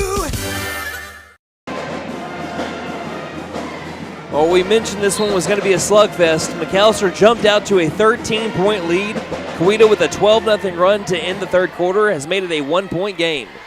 Lady Buffaloes with the ball to begin the fourth quarter, up by 1, 49-48. And there's a foul. Number 3, J.C. Messinger reaching in, fouling Maddie Van Dorpy. And she doesn't really have to worry about fouls. Not a lot of Lady Tigers do. It's only her first, team first at the fourth quarter. The 7th foul on the Lady Tigers of the game. Van Dorpy drops and stops right wing. Hands the ball off over to Kilburn. Kilburn trying to drive, kicking it back out left wing over to Van Dorpy. Van Dorpy near corner over to Allen. Allen now dribbles around the front court, passing to the right wing to Van Dorpy. Lobs it far corner, baseline, cross-court pass, finding Allen, and she'll be fouled here by Tayan Allen. 2 quick fouls on the Lady Tigers to start the fourth quarter. Trying to see how many. That's her second foul. She's had 18 points tonight. Les now checks in for Bodie Nystrom. Inbound, Van Dorpy between the rings. 33 seconds into the fourth quarter. Van Dorpy dribbles right wing. Picks up her dribble to the top of the key. Alberson. Bounce pass to the low post. Kilburn feeds it back out over to Les now. Les now on the drive. She got it and won. Rylan Les now scores. And a chance to complete the three-point play. She shoots, she scores right this way. Miss Lesnow to the charity stripe. Rylan Lesnow tonight, 9 points and a perfect 4 of 4 from the field. That's the third foul on Emerson Eischen and the third foul of the fourth quarter already on the Lady Tigers. Lesnow's free throw is short, though. Offensive rebound by Lesnow after it was tipped by Van Dorpy near corner. Allen for 3. This one's off the front side of the rim. Offensive board. Tori Kilburn off the right block. She says, we'll take the 2 instead of the 1 anyway. Lady Buffaloes with essentially a 4-point play. Makes it 53-48. And we have a foul here on the Lady Buffaloes on the other side of the floor. And it's going to be on Katie Allen. Katie Allen's second, but getting back to Tori Kilburn, has 19 points now and 10 rebounds. 53-48, Lady Buffaloes up by 5, but more importantly, those 4 points end the 12-0 run that the Lady Tigers had at the third quarter. And this one is going to be thrown into the backcourt after it was tipped by Dennis out of bounds. Just that one's an unforced turnover on the Lady Tigers. Not a lot of mistakes that they made today in terms of turning the ball over. That one was. What I mean by that, not a lot of unforced turnovers. Kilburn lobs over to the right wing. Alberson starts her dribble. Tries to throw it to the high post where essentially Van Dorpy was, and then she broke over to the right wing. Threw it straight back to the Lady Tigers. So no harm, no foul for the Lady Tigers on their last possession. On the drive, there's a moving screen. Yep, moving screen at the top of the key. She was moving. That's number 3, J.C. Messinger, moving with the defender towards the high post. And if you're setting a screen, you can't be moving with the defender as you do so. So that'll be her second personal foul, and already the 4th on the Lady Tigers. McAlester up by 5 right now, 53-48. Kilburn steps into a left wing 3 that's going to be off, airballed. Too short and off to the left, too. Lady that just committed the foul, Messinger, gets the rebound. 6:24 left in regulation, 53-48. Right wing, Messinger, guarded up by Allen to the top of the key. Allen takes a straightaway three. This one's airballed as well. Grazes the bottom of the netting. Kilburn's got the rebound, throws it ahead, and it's nearly thrown, and it is going to say last touch by Katie Allen. They tried passing it long distance around the near sideline. Great defense by Tay and Allen got in the way of Allen. It was actually tipped one Allen to the other, Tay into Katie, and gives the ball back to the Lady Tigers. McAlester needs to stop those long cross-court passes and understand that they have the advantage right here when it comes to time on their side. Still got 6 minutes left in the game, though. Tay and Allen stops high post, feeds it to a trailing Macy Matthews, who lost the ball. Ball's on the deck now. We're going to have a jump ball staying with Coweta. 5:56 remaining here in the fourth. 4 fouls on Coweta in the fourth, 1 on McAlester.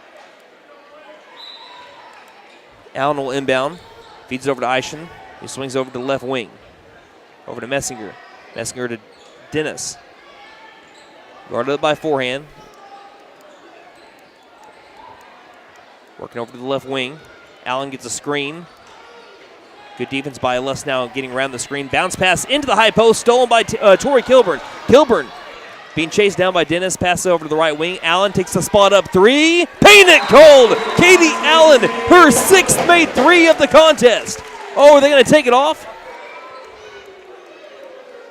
Or are they going to say that the three counted first? It's a foul on McAlester, but do they count the basket? As it shows right now, they're counting the basket, but the foul is after it went through the hoop. So the foul is on Rylan Les now, her 3rd. 3-point basket counts. 56-48, Lady Buffaloes, though. Huge three by Katie Allen, her 6th of the game. And McAlester is up by 8 again. Katie Allen now with 20 points. Right wing thought about the three, trying to drive in as Messinger. Messinger back outside. Back to Messinger, right wing. Guarded up by Allen. The man-to-man defense for McAlester ever since the first quarter. Dennis with a bounce pass to her at the white line. Guarded by forehand. Tries to drive left on forehand. Lost the ball on the at the high post. Kilburn grabs it. There'll be a jump ball staying with the Lady Buffaloes. Tori Kilburn with the steal. Less than 5 minutes in the game in what has been a high-scoring game, 56-48. We've had 104 combined points.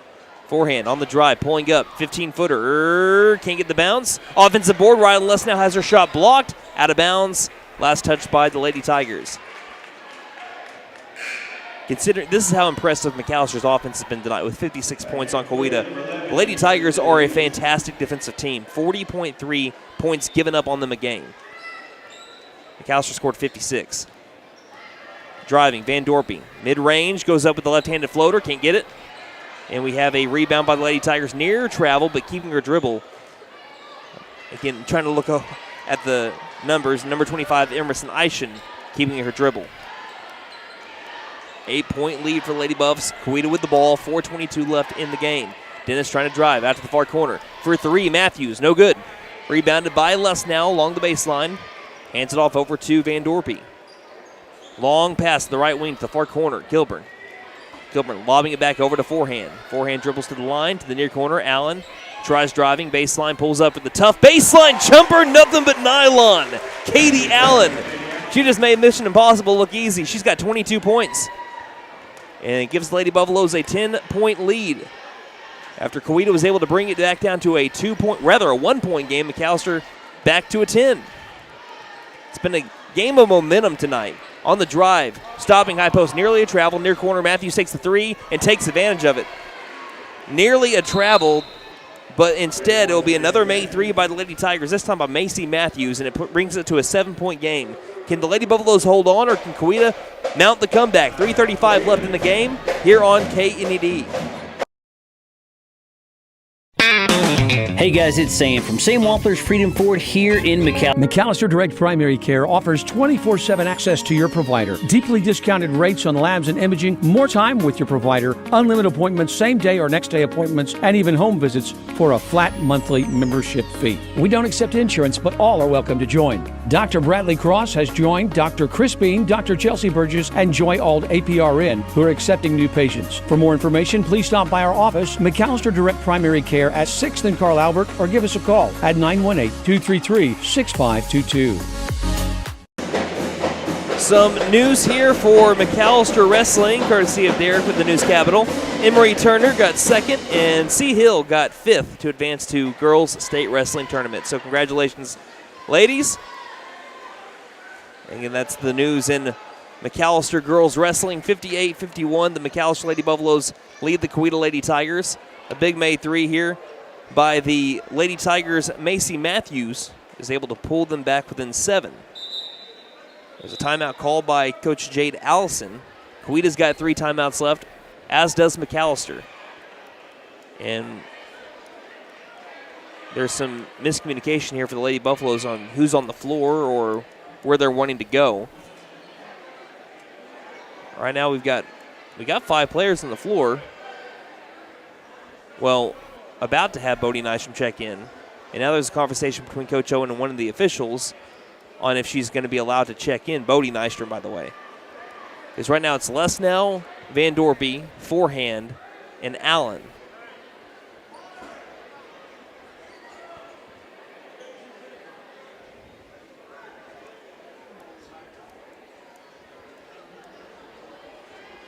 And Nystrom's going to come in. That means Tori Kilburn is going to change her jersey number.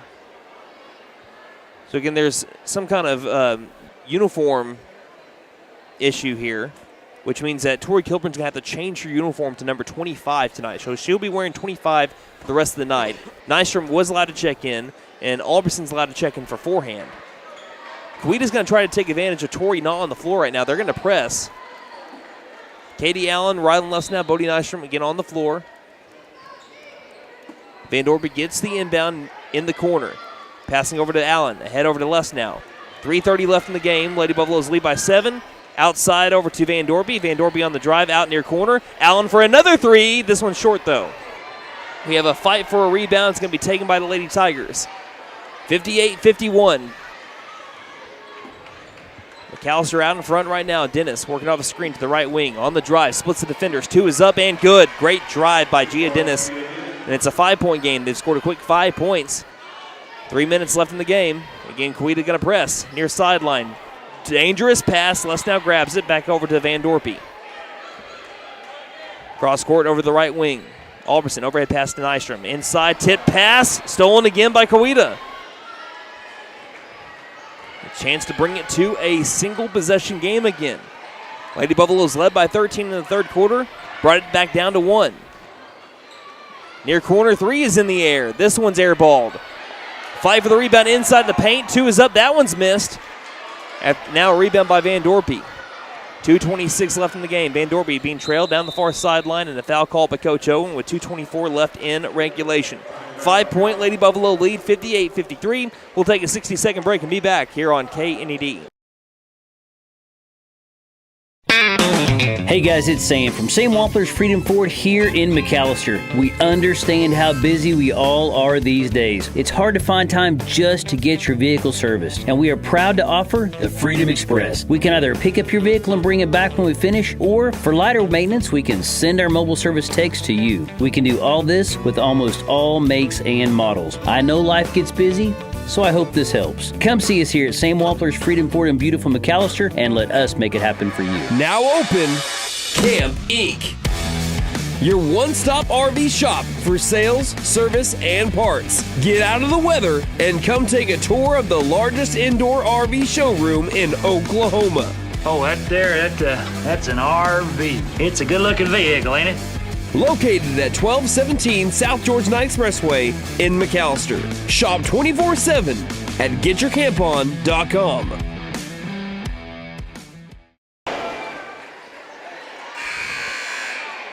Tori Kilburn checks back in, now wearing number 25 for the Lady Buffaloes. It's her, Ryan Lesnow, Katie Allen, Maddie Van Dorpy, and Avery Alberson.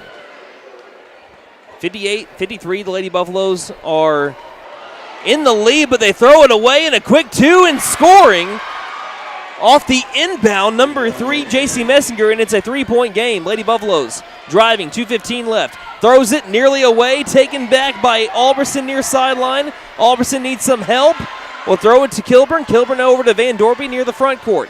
3-point game off the inbound, overthrew the intended Maddie Van Dorpy, and Messinger, like a bullet towards the rim, scored outside, right wing.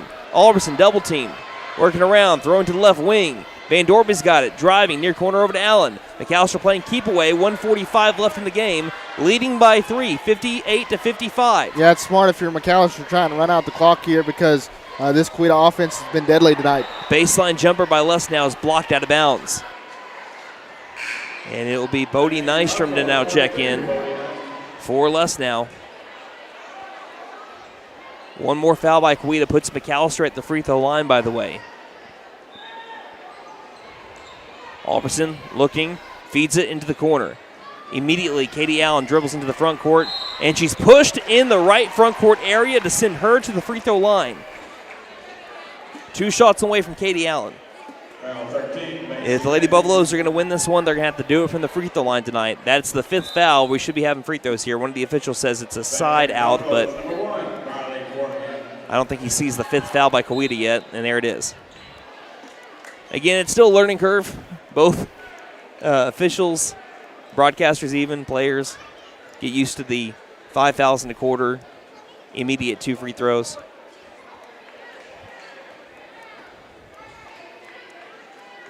First one, good. That's a big free throw because it makes it, they gave it to the Lady Tigers. They'll change that one up. But that gives the Lady Buffaloes now a 2-possession lead. Katie Allen now with 23 points, matching her number. Second shot on the way, left it short though. But she still makes 1 of 2 to make it a 2-possession game. 90 seconds left in said game. 59-55. Dennis, right front court, guarded by Allen. Tipped pass to the corner, taken over by Messinger. Messinger looking for an open lady. No one's open now. Bounce pass down to the low post. Turnaround shot is going to be missed, and now we have a really late foul. I don't know. Oh, that is a tough one. The shot was up. It was missed. It had a ball on the floor, and the lady was laying on top of Tori Kilburn by the time the whistle was blown. You can argue if the call is right or not. That's fine. But that might officially be the latest whistle I've ever heard. And that's going to be Tori's 4th. Matthews at the free throw line. Her first free throw is good. And it makes it a 1-possession game again. Alberson will check in for forehand.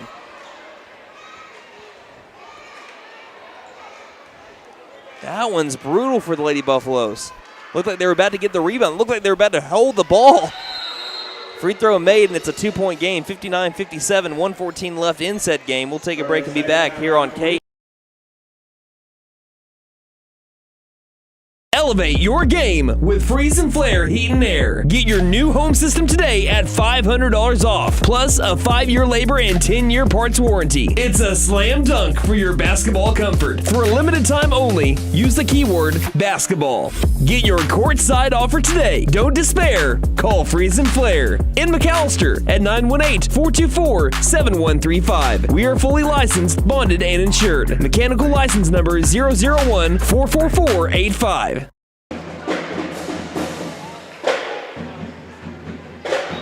59-57, the McAlester Lady Buffaloes are leading Coweta Lady Tigers by 2 after a crucial, what could be a crucial, 4th foul on Tori Kilburn. Lady Buffaloes lead 59-57. We still got a lot of time in this one, even though it's a minute 14 showing. Lady Buffaloes are facing a press, trying to beat the press. Katie Allen gets the inbound, feeding it back over to Kilburn. Kilburn staring down 2 defenders, needs help. Cross-court pass, dangerous, grabbed by Allen, and Allen is fouled near the half-court line by Tayan Allen, who is slow to get up. We'll have 2 free throws on the way for Katie Allen. If she can make both of them, it's back to a 2-possession game. But that again was a dangerous pass. That's Tayan Allen's 3rd personal. She gets back up. She's okay. A little bit shaken, but okay. Again, Lady Buffaloes in the bonus. 2 more fouls by McAlester will put Coweta in the bonus in the final 66 seconds. 2 important free throws here for Katie Allen. And the first one's good. Forehand checks in for Alberson. Katie Allen is 4 points away from tying her career high. Second shot by Allen is good.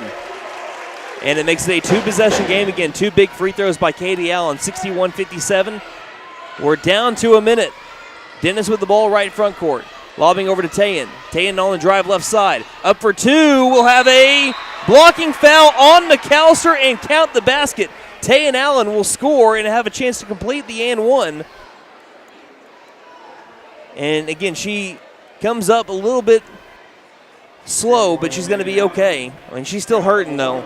But she'll go to the free throw line to try to bring the Lady Tigers within one. Alberson comes in for forehand.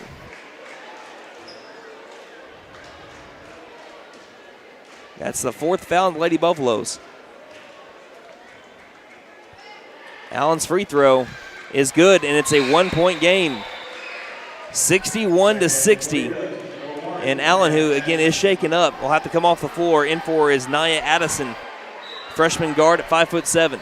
Lady Buffaloes trying to beat a press. Allen's got the inbound. 61-60 ball game. Kilburn in the backcourt, fouled by the lady who just checked in, Addison. Two free throws for Tori Kilburn. 74% free throw shooter. Even if she makes both of these free throw shots, it's still a one-possession game. 49 seconds left in it. Kilburn takes a deep breath. Bends the knees, shot is up. No good. Big missed free throw by Tori Kilburn. Third on the team in free throw shooting at 74%.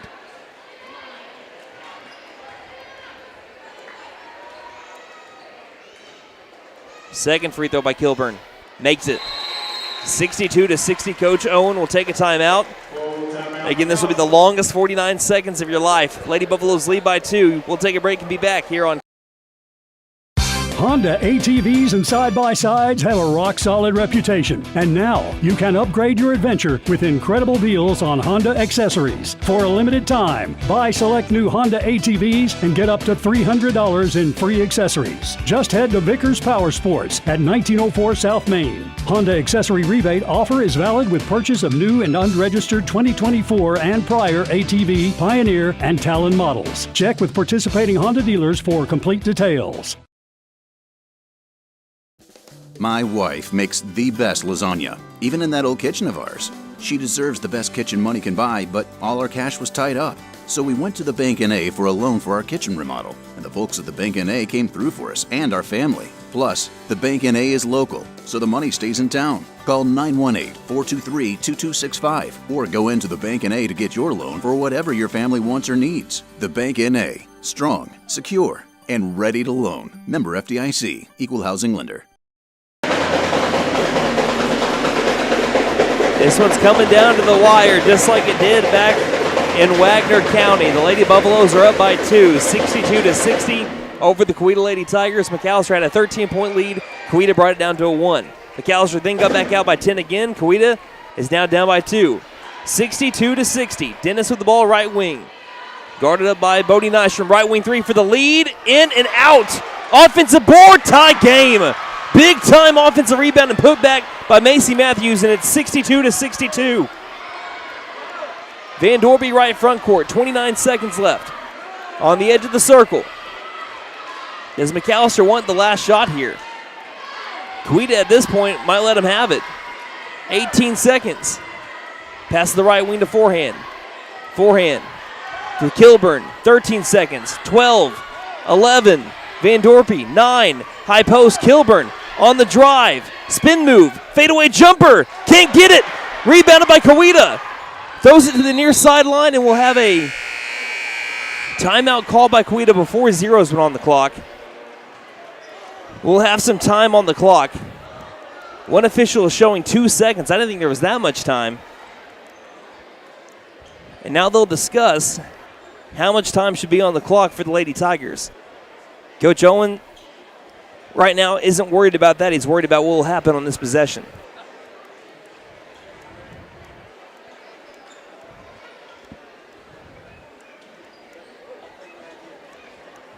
The scoreboard has 4 minutes like we're about to start overtime. But the officials are going to put 2 seconds on the clock. So that's enough time for Coweta to be able to get a shot off here. Lady Buffaloes have to make sure that they don't foul. Pressure them immediately, but don't foul. Don't give them a chance to go to the free throw line to win it. Don't foul on the inbound. That'll be your 5th foul. Coweta right where they want this game at, too, because Tori Kilburn with 4 fouls. So if we go to overtime, we'll have to play all of overtime, which is 4 minutes with 4 fouls. They'll have to inbound it along the baseline. They got 2 seconds to try to win it here. Coweta in regulation. They'll full court pass it. Intercepted by Nystrom. Half-court shot. She was thrown off her back foot at the buzzer. Is no good. And we go to overtime. 62-62. Once again, we head to OT. Put 4 minutes on the clock. Twice in the matter of 7 days. Can the Lady Buffaloes avenge their loss from last week in OT? We're about to find out. You're listening to McAlester Basketball here on K. Marion opened his dealership in Ada in 1950. And now I'm the 3rd generation to join the car business. At Benton Nissan of McAlester, our commitment to service and customer satisfaction is as strong today as it was in 1950 when Papa started. Dad ensured that everyone that walked through the door received a customer service experience like no other they'd had before. Come see us at Benton Nissan of McAlester and see how our family values still apply today. And don't forget to tell them Maddie sent ya.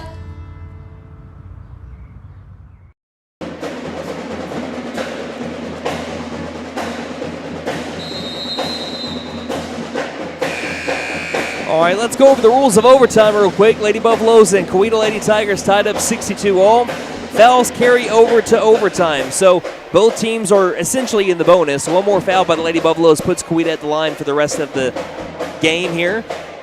Both teams get an extra timeout, so now that means that each team has 2 timeouts left. 4 minutes are on the clock.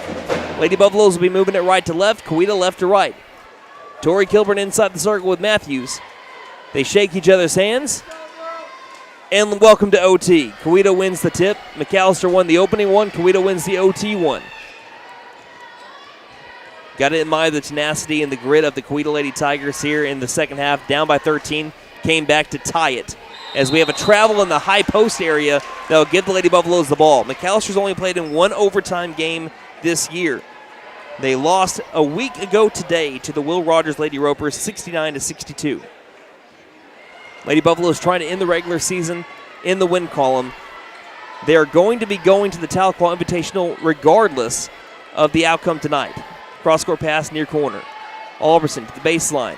Nystrom, overhead pass over the right wing. Saved by Allen to the far corner. Kilburn trying to drive, stopping, lobbing it back out over the right wing. To Van Dorpy left wing. 35 seconds off the clock here in OT. Right wing to Kilburn. High post to Allen. Allen back outside to Kilburn. Right wing 3, airballed. And it will be last touched by the Lady Buffaloes. Ball back to the Coweta Lady Tigers. Yep, Sepulveda defeated Hall & Hall tonight, so that locks in the 4 seed for the Lady Buffaloes as they have the points differential advantage on Hall & Hall. But you still want to end the season with a win. Near corner 3 is up in the air and in and out. Rebounded by Kilburn. Nearly fell for Tayan Allen, who was a fourth quarter hero for the Lady Tigers. Right wing Alberson. Alberson guarded up well. Passes into the corner over to Nystrom. Bounce pass into the baseline. Saved by Kilburn. Cross-court pass from Nystrom to Van Dorpy. Left wing 3. Nearly banked it in. Ball's on the deck. Taken by the Lady Tigers. Nearly a foul on Nystrom. 2:40 left in overtime. We haven't had anyone score yet. Matthews trying to change it. Left wing 3. Almost banked it in. Offensive rebound by Tori Kilburn. Trying to take it in stride to the near corner. Allen for 3. She banks it in! The bank is open in McAlester, Oklahoma at 7:57 on a Tuesday night. She now has 7 threes on the night, 28 points for Katie Allen. She has matched her career high 28. 65-62. Lady Buffaloes in overtime. Tayan Allen on the drive, out right wing. Messinger into the paint, floater, good. Brings Lady Tigers back within 1. 2 minutes left in OT. Lady Buffaloes lead 65-64. This is like a heavyweight boxing match here. Far sideline, Katie Allen holds the ball. And Lady Buffaloes are content with just holding it. Let time go off the clock. She has the ball just nestled in front of her. Lobs it back over to Kilburn. Lobbing it back to Allen. Allen drives forward. Hands the ball off. Van Dorpen double teamed, lost the ball. It will go out of bounds. Last touch by Coweta, nearly stolen by the Lady Tigers with 1:34 left in OT. 65-64. Alberson will inbound. Who will come open? Looks like it's Kilburn, far sideline, lobbing it back over to Alberson. Alberson looking around, bounce pass baseline over to Nystrom. Cross-court pass over to Kilburn. To the left front court, Allen. Working around the front court. Again, McAlester has 2 timeouts to work with. High post, wide open lady. Maddie Van Dorpen, left block 2 is good. 67-64. Lady Buffaloes up with 1:10 left in OT. Yep, Maddie Van Dorpen left wide open underneath the basket, and she was able to cash in. Lady Buffaloes have to be careful not to foul again. If they foul, they send the Lady Tigers to the line for 2. Under a minute left in OT. 1 possession game. Should be a kick ball, and it is. Took a little bit of time for the whistle to be blown there, but we do have the kick ball by, I think it was Allen there.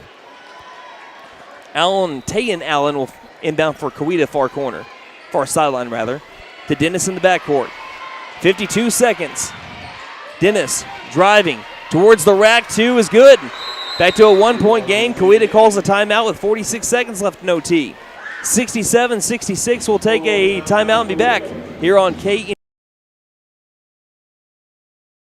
Marion opened his dealership in Ada in 1950. And now I'm the 3rd generation to join the car business. At Benton Nissan of McAlester, our commitment to service and customer satisfaction is as strong today as it was in 1950 when Papa started. Dad ensured that everyone that walked through the door received a customer service experience like no other they'd had before. Come see us at Benton Nissan of McAlester and see how our family values still apply today. And don't forget to tell them Maddie sent ya.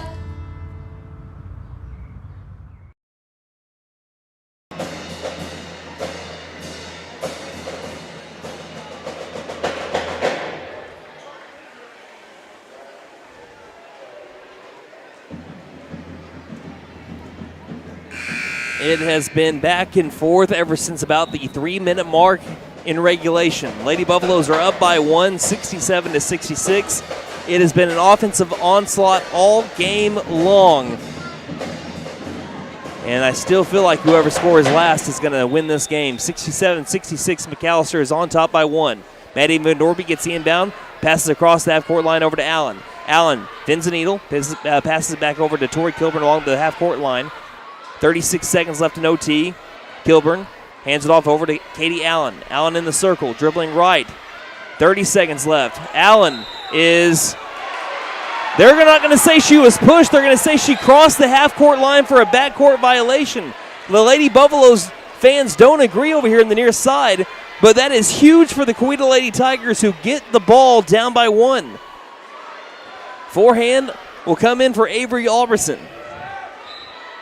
Coweta with a chance to take the lead. I don't think they've been stopping on possession in quite a while. Driving in Dennis. Almost lost the ball to the near corner for the lead. Off the back iron. Rebounded by Kilburn. Kilburn, jump ball with 16 seconds, but it'll stay with the Lady Buffaloes. 16 seconds left in OT. Lady Buffaloes trying to hold on. Coach Jared Owen has 2 timeouts to work with. For Coweta, Coach Jade Allison has 1. And for Tori Kilburn on the board, she's been a vacuum with 14. Van Dorpen gets the inbound in the backcourt. Back over to Kilburn. She still has to cross that court line. Kilburn across over to Van Dorpen. Van Dorpen has to try to get rid of the ball. There's going to be a foul on the far sideline with 5 seconds left. Almost a jump ball. That's what Coach Jade Allison is wanting. One official saying jump ball. Now they change it to a jump ball. One official called a foul on the far sideline. The other official was calling for the jump ball. And they will call it a foul.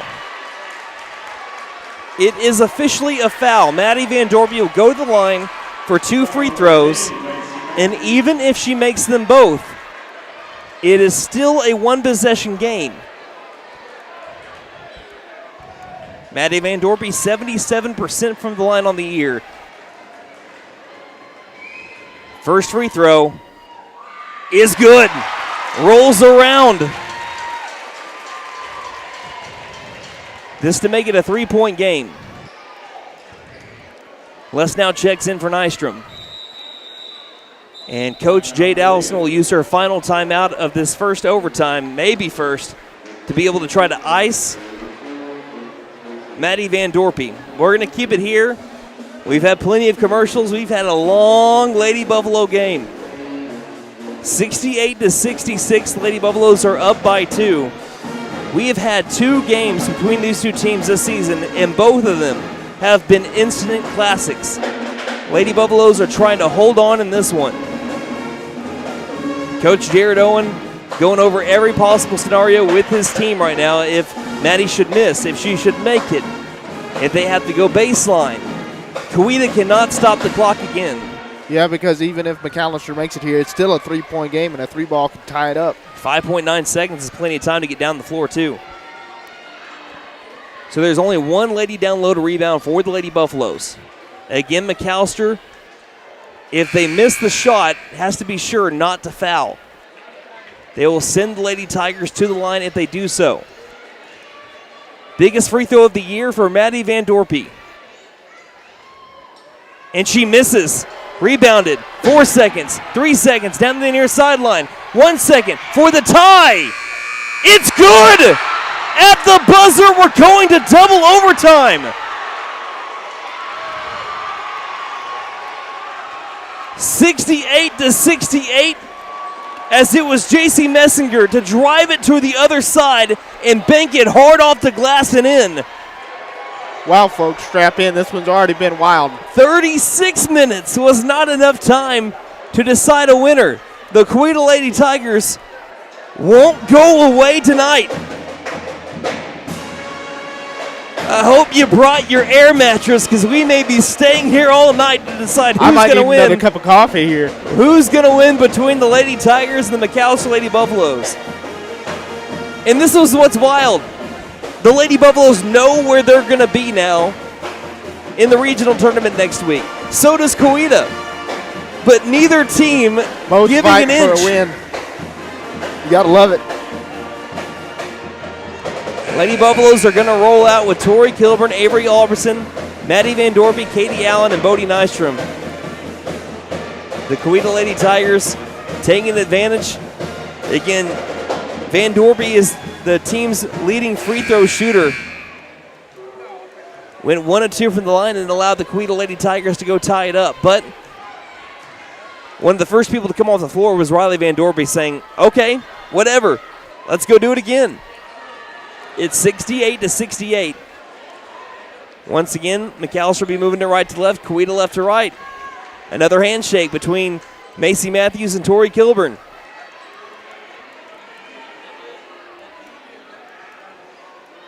And now, Coach Owen, again, we have both teams get given an extra timeout. So Coach Allison gets 1 timeout after she used both of hers from the first overtime. Coach Owen has 1 that carries over, or had 2 that carried over into this one and then was given an extra 1, so he has 3 timeouts. Again, both teams essentially in the bonus. Tip is won by Coweta, and here comes overtime number 2. Dennis with the ball left front court, trying to drive, kicks it near corner. Now driving, Allen into the low post, misses the shot. Van Dorpy with a rebound. Van Dorpy head over to Allen. Allen trying to drive for 2, takes a bump, and she'll go to the line.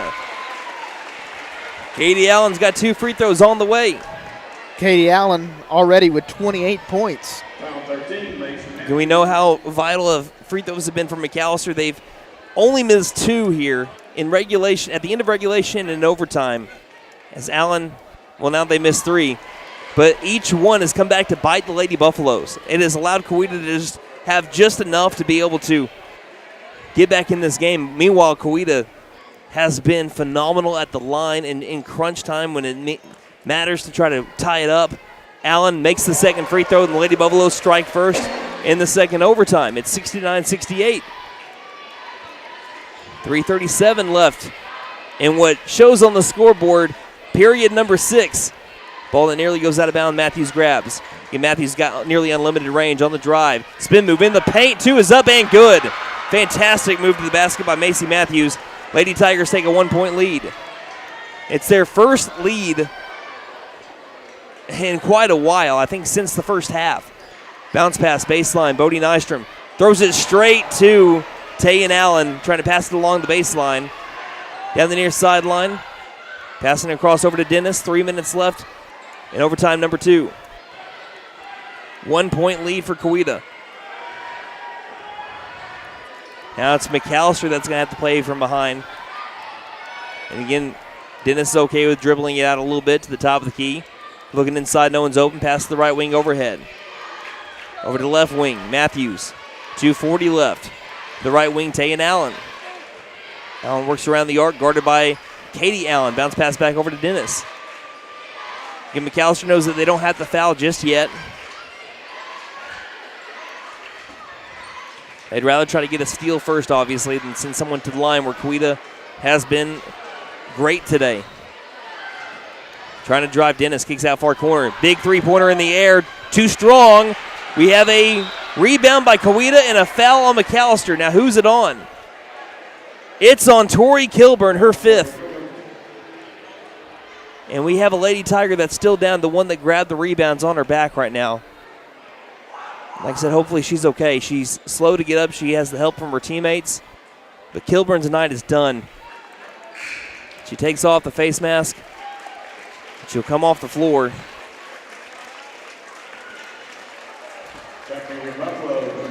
And Rylan Lustnow will check in for her. What a night it was for Tori. She had 20 points and, had 14 rebounds. The lady that sent this thing to double overtime, J.C. Messinger, will get 2 free throws here to try to extend the lead. Her first free throw is no good. Rattles out. Lady Buffaloes are going to have to try to do this without their leading scorer, their leading rebounder, leading steals per game person, leading blocks per game. Second free throw is good.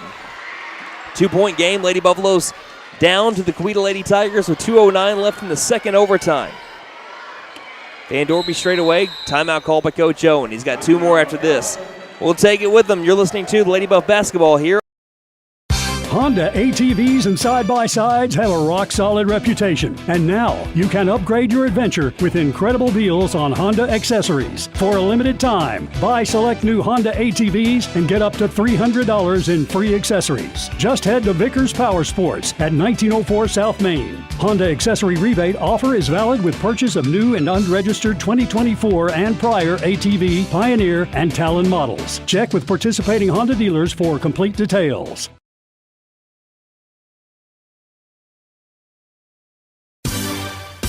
The Tax Time Savings Sale begins now at Vickers Furniture. Come in today and save up to 50% on all sofas, beds, recliners, tables, and accessories. Right now, there's no credit check, financing for 100 days, same as cash, and 12 months financing for qualified buyers. The Tax Time Sale, going on now at Vickers Furniture, 2nd and Wyandotte, McAlester. Vickers Furniture, we're right here with you. 2:05 left in the second overtime. Coweta Lady Tigers, they ended up taking their first lead since the first half at the beginning of this overtime. Lady Buffaloes without Tori Kilburn for the rest of this game. Fouled out on the last play. Van Dorby pass side post to Nystrom. Nystrom looks back outside over to Albertson. Albertson dribbles once to the left. Back pedals. High dribble. Over the near corner, passes high post over to Nystrom. Nystrom turn around. Jump shot is blocked. And that is a huge missed shot. It's a huge possession where the Lady Buffaloes can't score because if Coweta is fouled and they make both free throws, it's a 2-possession game. Left wing, Dennis with the ball. 90 seconds left. Bounce pass between the rings. Over to Matthews, left wing. 1:22 left. Over into the circle, over to Eischen. Eischen guarded by Nystrom. Right wing, Allen, stopped by Katie. We'll pass it back out over to Dennis. Almost a steal by Nystrom. Ball finds its way back over to Tayan Allen. Allen throws it back over to Matthews. 1 minute left. Lady Buffaloes need to try to get a steal here Obviously, that's what they're trying to do. Matthews picks up a dribble in trouble. One timeout for him. They get over to Allen in the low post. Missed shot. Nystrom's got the rebound. Nystrom ahead over to Alberson. 45 seconds. Alberson, right front court. Over to Allen. Right wing. Takes the three for the lead. Can't bank it in. Rebounded. That's a tough three to take there. 35 seconds left. And Katie has been so good today, but that one just a little bit too strong.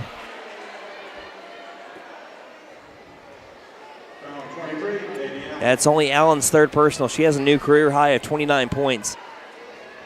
And now Dennis to the line for 2 big free throws. If she makes both of them, it's a 2-possession game with 34 seconds left. Dennis's first free throw is good. And still, the Lady Tigers, 12 of 14, only missed 2 free throws tonight. This to make it a 2-possession game. Got it. Must score possession here for the Lady Buffaloes. Van Dorpy between the rings. 27 seconds. To Lesnow. Lobbing back to Albertson. To the top of the key. Picks up her dribble. Over to Van Dorpy. 20 seconds. Van Dorpy right wing to Lesnow. Low post. Nystrom back outside to Albertson. Left wing 3. Lift it short, and that's the rebound by Coweta. That should be the game. Albertson slaps the hardwood. It was a good look, just a little bit short. And if the Lady Buffaloes can't come back in this, which it looks like it's a long shot now. I mentioned at the end of the boys' game against Sepulveda back on Saturday how much of a gut punch it felt like, how sick to my stomach I felt. As our first free throw here is going to be back ironed here by number 3, J.C. Messinger. I mean, if that was sick to my stomach, I feel like I'm going to be bedridden after this one. Second shot is no good either. So Hope's still alive, 9 seconds. They got to score right now. Right wing, Albertson, bounce pass. Nystrom for 2, missed it. Offensive putback, no good by Allen. Offensive rebound by Lesnow is no good either. And the Coweta Tigers have done it. Down by 13 in the third quarter. Down by 10 with less than 4 minutes left in the game. They come back to tie it in regulation. They had a buzzer beater at the end of overtime to extend it to overtime. Number 2. And then the Lady Tigers outlast the McAlester Lady Buffaloes in a final of 72-69. What an absolute dogfight. Oh, my goodness. Total caps off, or total tip of the cap to the Coweta Lady Tigers on their performance. A gritty, tough one. Was able to outlast the McAlester Lady Buffaloes. This game did not have any effect on where McAlester will go in the regional tournament, but still, I don't know about you, but I hate losing. I know that every one of those Lady Buffaloes do as well as the coaching staff. Man, I feel for them.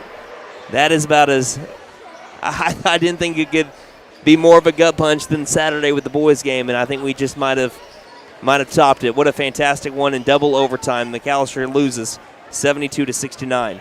We'll take a break, and we're going to get ready for we're just going to take a quick break and get ready for the boys' game again. We'll do the Bub of the Week for the boys' basketball program at halftime of the boys' game.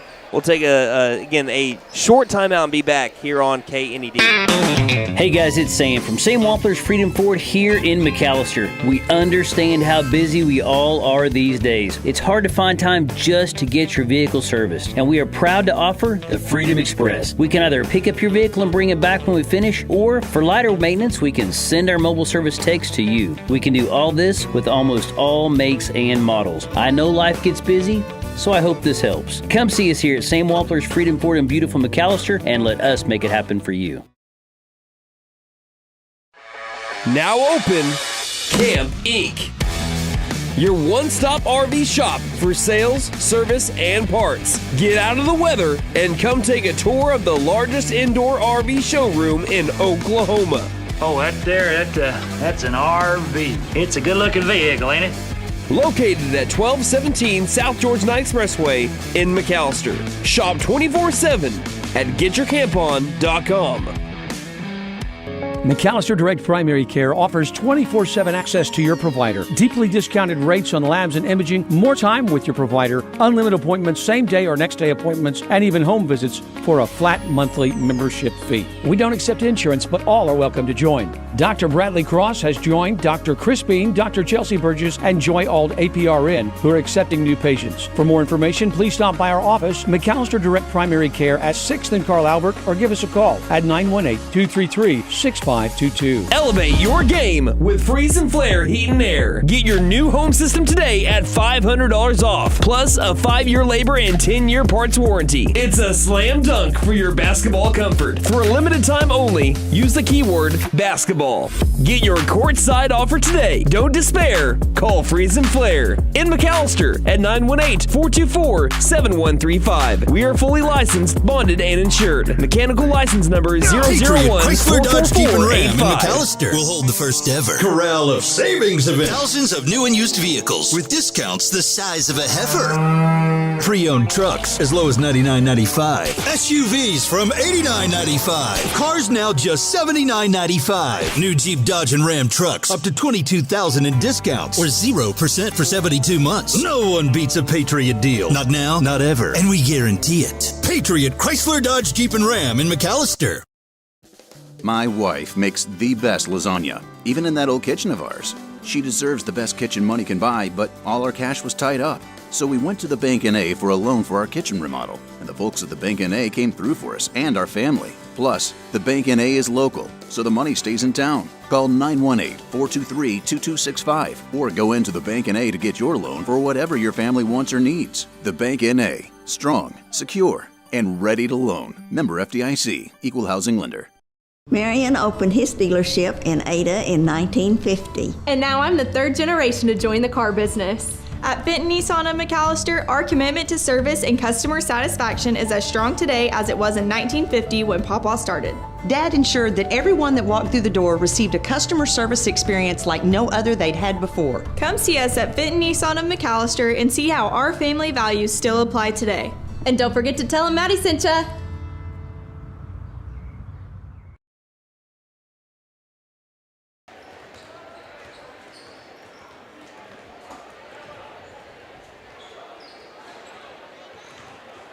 So again, if you're just now joining us, the McAlester Lady Buffaloes lost in an instant classic, but a heartbreaker, 73-69.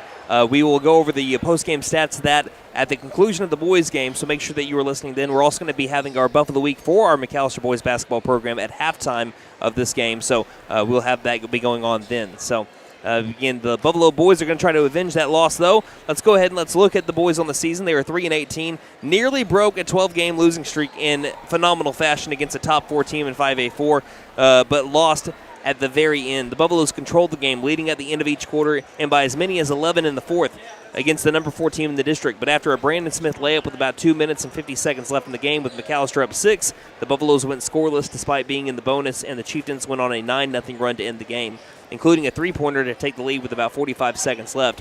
Sepulveda won 60-57. McAlester out-rebounded Sepulveda by 8, but the Buffs had 2 extra turnovers, made 2 less free throws, and made 1 less three, despite both teams making the same number of shots from the field. You had, again, Devontre McKendrick with 16 points on 3 of 5 from 3, 38% shooting total.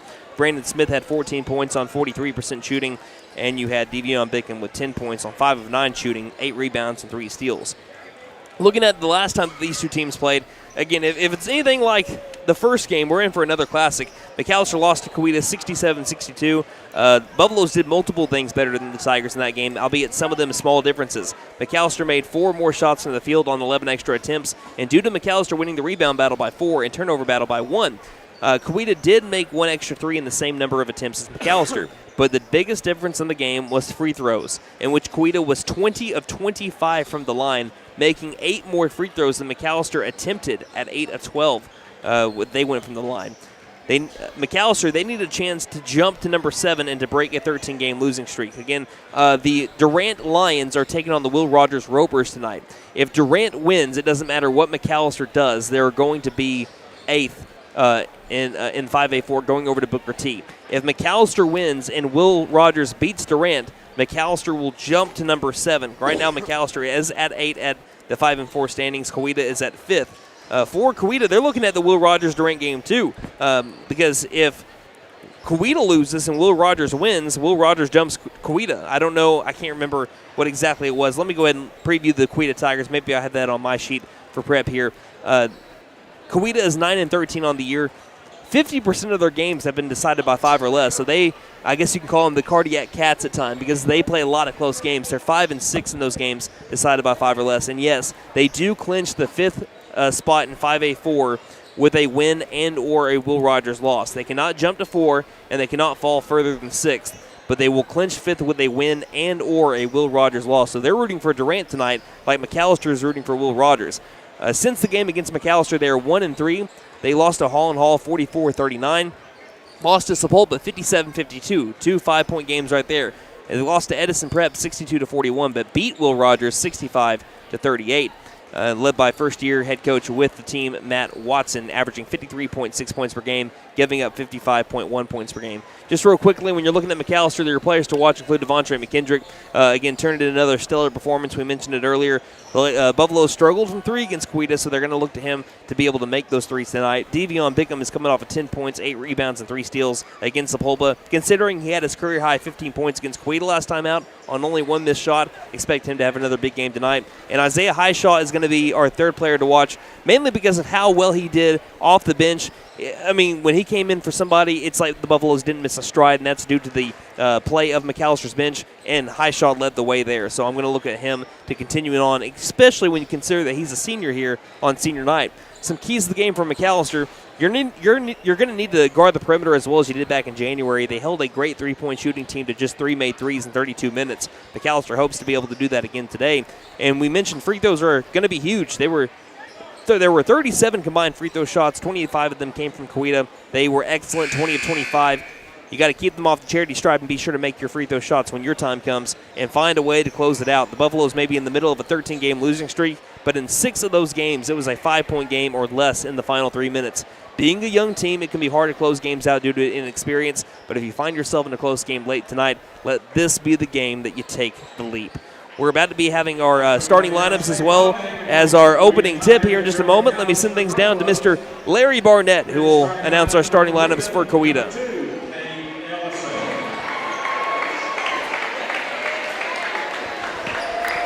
Number 11, Noah Cooper.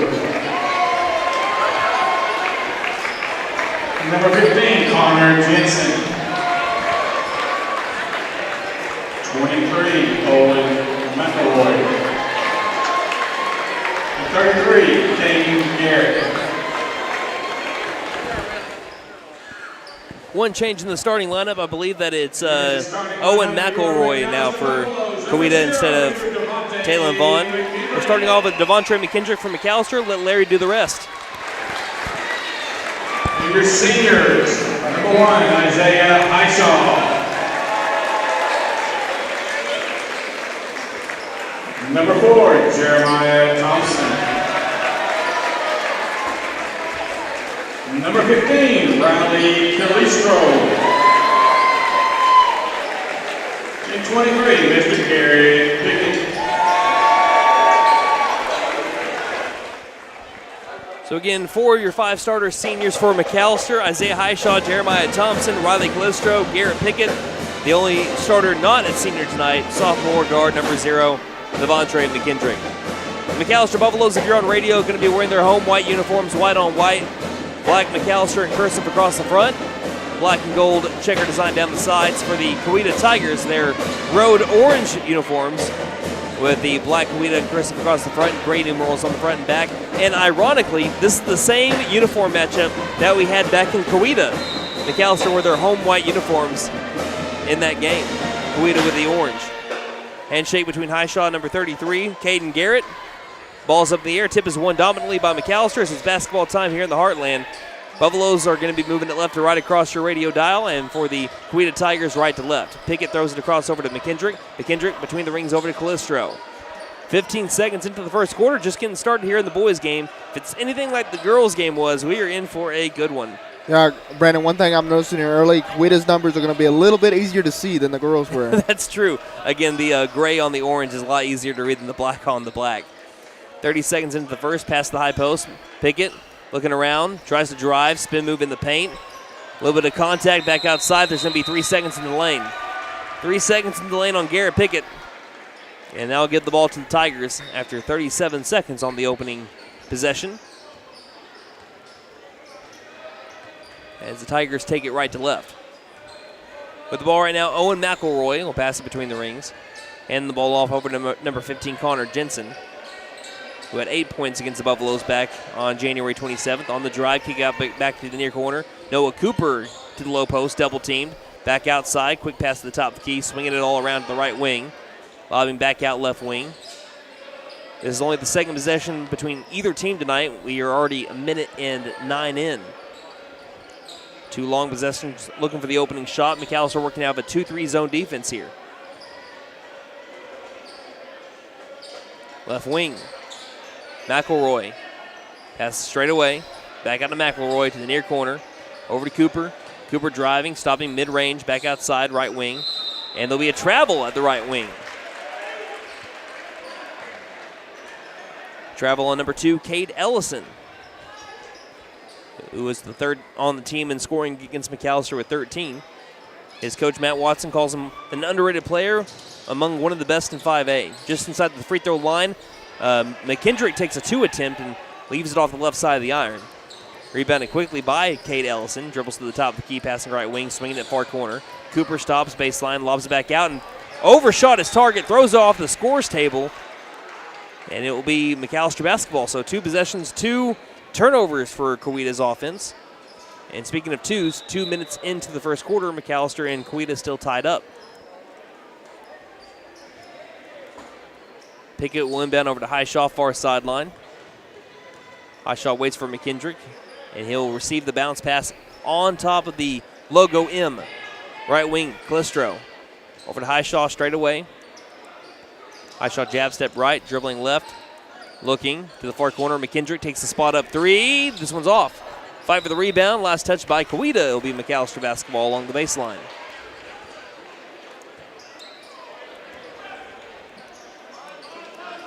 Calistro. Along the sideline, we'll have our first substitution as Jeremiah Thompson checks out. Brandon Smith comes in. Calistro looks to inbound. Not a lot of movement right now. They'll find Pickett in the corner. Pickett left alone. He'll take the 3. He can make them. This time it's a little bit strong, though. It's on target. A little bit too much oomph. Ellison with the rebound. Tigers push to the left wing. Spotted 3-pointers up by Caden Garrett, and good. And we break the scoreless start to the game with a 3-0 lead for the Coweta Tigers by Caden Garrett. 5:18 left in the first. Smith bounce pass straight away over to McKendrick. Bounce pass on a short hop over to Garrett Pickett. Free throw line, spin move in the paint, draws contact, goes for 2, and Garrett Pickett scores. Pulls the Buffaloes within 1. Garrett Pickett, the leading field goal shooter in terms of free throw percent, or rather field goal percentage on the season at 49%. The senior gets his first 2 points. Now Garrett Pickett fighting his way through the paint, earning those 2 points right there. Tip pass stolen by Pickett. That tip was from Devontre McKendrick. Pickett taking it coast to coast, and he can't score. Off the right side of the rim. Left alone on the other side is the Tiger driving in. It's going to be Ellison who will score off the right block and extend the lead to 5-2 as we have a ball that's tipped off the inbound, out of bounds, over towards one of the senior night posters on the far sideline. Smith will now inbound it. 4:33 left in the first. Tigers up by 3 on McAlester.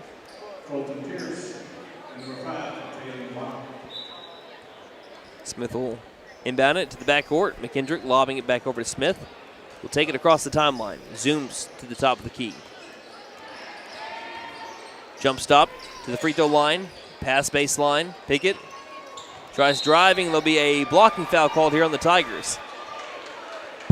This one's going to be on Ellison. It's McAllister's moving to the other side because they thought it was a charge. And I'm like, no, that's a blocking foul. That stays with you guys. Pouncil checks in, so does Bickham. Whole lot of changes. Dooney comes in as well for the remaining 3 seniors. Inbound quickly, back to the near corner over to Smith. Smith, floater from the baseline, can't get it. Fight for the rebound. It'll end up being Coweta's basketball.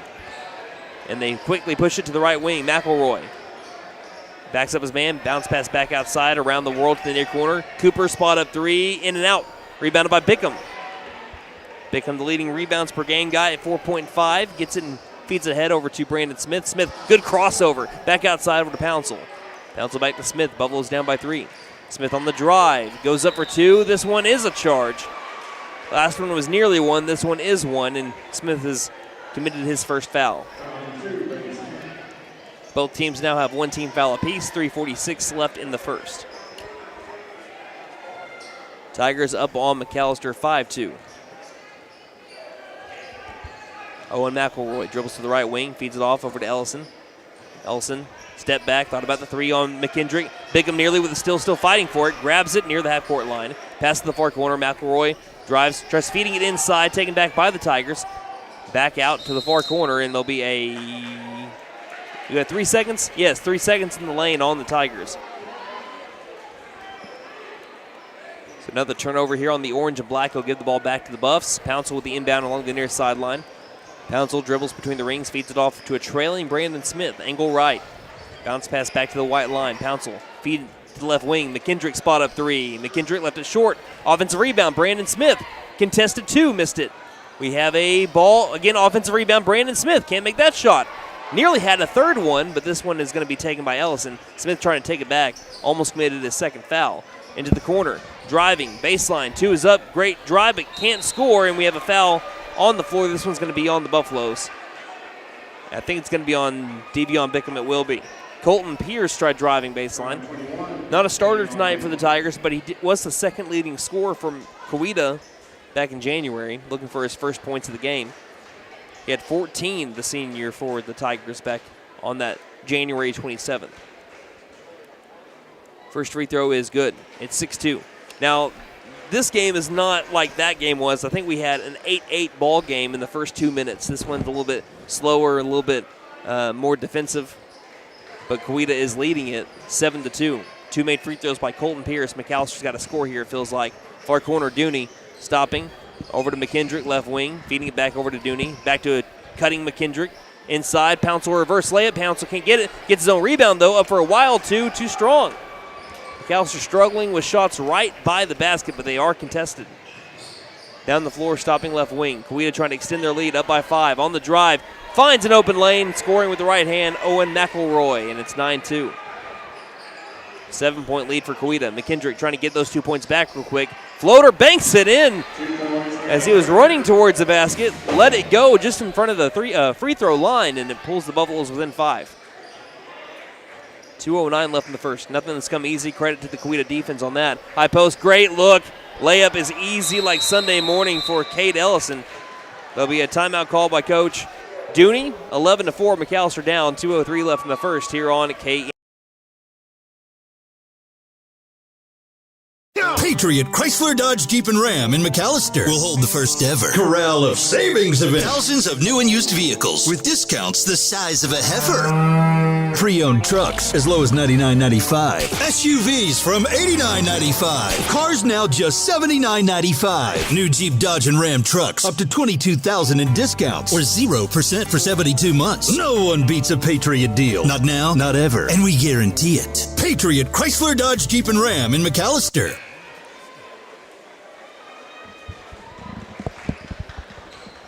2:03 left in the first quarter. It's 11-4. The Coweta Tigers lead the McAlester Buffaloes. As Alex Dooney, Devion Bickham, Garrett Pickett, Devontre McKendrick, and Brandon Smith on the floor. Last couple of possessions, easy 2s here for the Coweta Tigers. Coach Dooney wanted to talk about it. Let's see how McAlester follows up. Smith between the rings. Buffaloes down by 7. Bounce pass to the right wing, Dooney. 11-4 is our score. McKendrick straight away on the drive, low post, floater up, and left it short. Rebounded by Coweta. They'll take it down the floor. On a fast jog was Connor Jensen to the left wing. As they'll feed it over to Talon Vaughn, who's left of the circle. Bounce pass right wing. Trying to drive in. There'll be a foul called on Dooney inside the three-point line.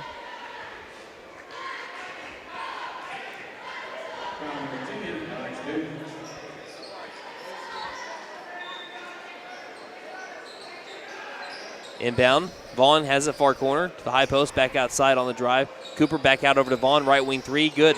And now the Tigers are starting to break it open already, 14-4. McAlester has got to score. Again, it may be early, but you feel like you got to score right here. McAlester, in the games that they've been in, they've been able to match teams back and forth. There wasn't a lot of come from behind large margins. Left wing, Smith takes the spot up three, left it short, and it bounces over the backboard and get the ball back over to the Tigers. Buffalo's struggling to score. Yeah, they haven't had much luck inside the paint, so Brandon Smith tried his best at a three there, and they're 0 of 4 from three today, too. And Coweta's found their groove offensively. 56 seconds left in the first. Wide open three on an island. Sinking it is number 0, Colton Pierce. And it's quickly a 17-4 game. And meanwhile, Coweta is 3 of 4 from beyond the arc. Far corner, Bickham. Bounce pass over to Pickett. Straight away. Pickett back over to Bickham. Bickham looking left, passing to the top of the key. Smith, jab to high post. Back out over to Bickham. Near corner, Dooney, baseline over to Pickett to a trailing Bickham for 2. Just what the doctor ordered. Buffaloes get back on the board. Bickham with the 2 to make it 17-6. Bickham with his first 2 points of the contest. 20 seconds left in the first. Buffaloes down by 11. Dooney bumps into a man, bounce pass inside. McKendrick was just a little late, about to get the steal, but it's finds its way over to Colton Pierce. He's already got 7 off the bench. Smith stops with 3 seconds in the near corner. Dooney with 2 seconds, back over to Smith. Right wing floater from the 3-point line is going to be missed. It's a 2 that is missed by Brandon Smith, and we in the first quarter, Tigers leading 19-6 here on K. My wife makes the best lasagna, even in that old kitchen of ours. She deserves the best kitchen money can buy, but all our cash was tied up. So we went to the Bank N.A. for a loan for our kitchen remodel, and the folks at the Bank N.A. came through for us and our family. Plus, the Bank N.A. is local, so the money stays in town. Call 918-423-2265 or go into the Bank N.A. to get your loan for whatever your family wants or needs. The Bank N.A. Strong, secure, and ready to loan. Member FDIC. Equal housing Marion lender. opened his dealership in Ada in 1950. And now I'm the 3rd generation to join the car business. At Benton Nissan of McAlester, our commitment to service and customer satisfaction is as strong today as it was in 1950 when Papa started. Dad ensured that everyone that walked through the door received a customer service experience like no other they'd had before. Come see us at Benton Nissan of McAlester and see how our family values still apply today. And don't forget to tell them Maddie sent ya.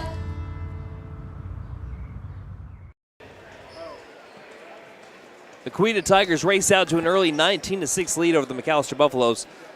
Again, trying to bring it a little bit closer here in the second quarter as the Coweta's defense was able to stop McAlester. Some open looks, again, some of them right by the basket, but the Tigers have not let McAlester really breathe so far with how suffocating their defense has been. Really good defense by the orange and black in the first quarter. On the drive, Noah Cooper looks back outside, finds Ellison. Ellison to the right wing. It's been Colton Pierce, one of the main leaders for the Tigers off the bench when it comes to scoring. Right now, Jackson Armstrong tries driving, lost the ball on the way up. It's going to end up being a block shot officially by Devion Bickham in the low post, because it will stay with the Tigers here. Rather, that's not Armstrong, and that's number 15, Connor Jensen. Ellison will inbound left of the glass, feeding into the near corner. Bounce pass over to Jensen. Top of the key, 3 is up by Ellison and back ironed. Rebounded by Bickham. Good rebound, Coach Dooney loves it. To the left wing, Smith. Feeding it back over to Bickham. Angle right, 7:18 left in the half. Highshaw back into the game for McAlester with Smith, Bickham, Pickett, and Dooney. High post, dangerous pass, finds Pickett. Now that one finds Bickham. He can't convert the reverse layup. Another missed shot right by the basket for McAlester. Had a good look there. Those have got to go if they're going to beat the Tigers. Near the baseline, feeding it to a trailing Ellison. Mid-range, Ellison throws it back outside for McElroy. Cross-court pass to Cooper. Cooper back outside. Ellison, far corner 3 is good. And it is 22-6 and starting to get kind of ugly for McAlester here early. The Tigers are averaging 53.6 points per game. Far corner Highshaw trying to go baseline. Floater up and can't get it. And then on top of that, shot won't count, but it's going to be a charge on Isaiah Highshaw. And Harris will check in for Pickett. Smith comes out, and we have McKendrick check in.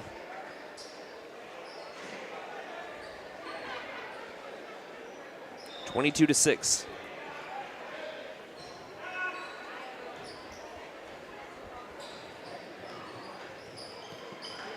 McElroy takes it to the white line, passes to the left wing, feeding it straight away.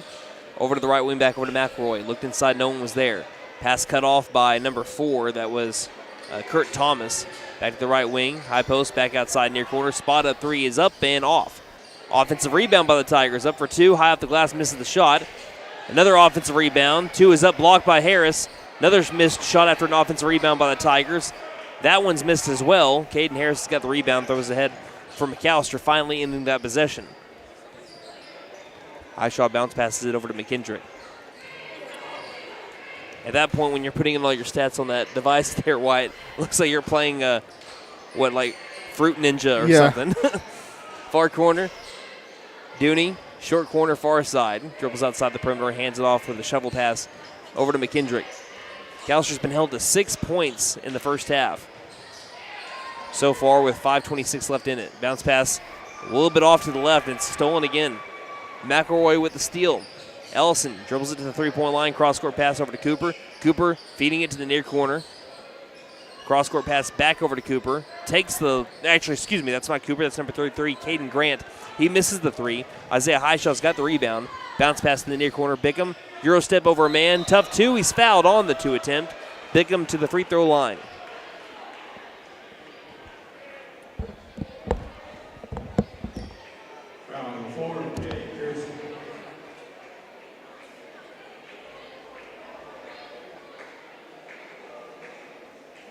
So Bickham at the line on the year, shooting 52% from the free throw line. He was 3 of 4 against Coweta from the line, and he misses his first one. Smith comes in, so does Pouncil, in for Highshaw and Dooney. And the Buffaloes need, again, some kind of thing to spark something to break their energy. way. Yeah. Bickham makes the second free throw after it takes a Buffalo bounce high into the air, falling to the bottom of the bucket. And that makes the score 22-7. They just need something to put a little bit of energy into the team right now, because when you go down like you do right now, it's hard to be able to come back, as we have a near corner 3 that's missed. Harris has got the rebound, throws it back away. Stolen back by McElroy, and there's the second chance of points. Ellison step back, three-pointer right side, off the left side of the rim. Offensive rebound up and good for 2.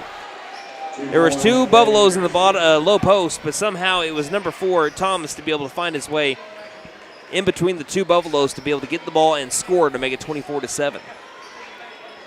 Bickham stopping near corner. Pass is intercepted, intended for Caden Harris in the low post. Top of the key, passing near corner. Thomas feeds it to the right wing to McElroy, back over to Thomas. Driving in the low post, back outside, far corner 3 by Vaughn, good.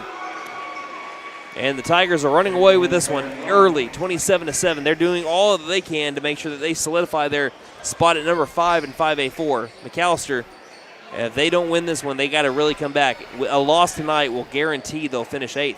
Left wing 3, Brandon Smith, no good. Off the back iron, Bickham chases down the rebound outside the perimeter, which will send them to Booker T if they do finish last in 5A4. Here's a steal. Ellison to the other side, easy layup. And it's 29-7. McKendrick down the far sideline. Tries zooming in, stopping, outside back over to Bickham. Bickham stops high post.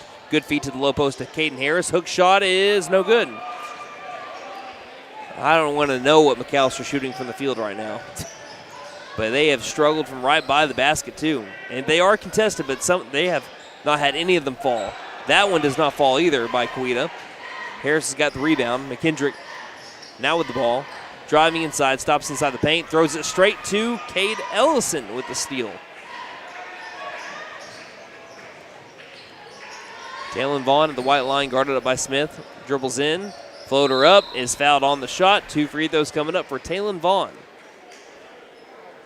6'3" sophomore for the Tigers.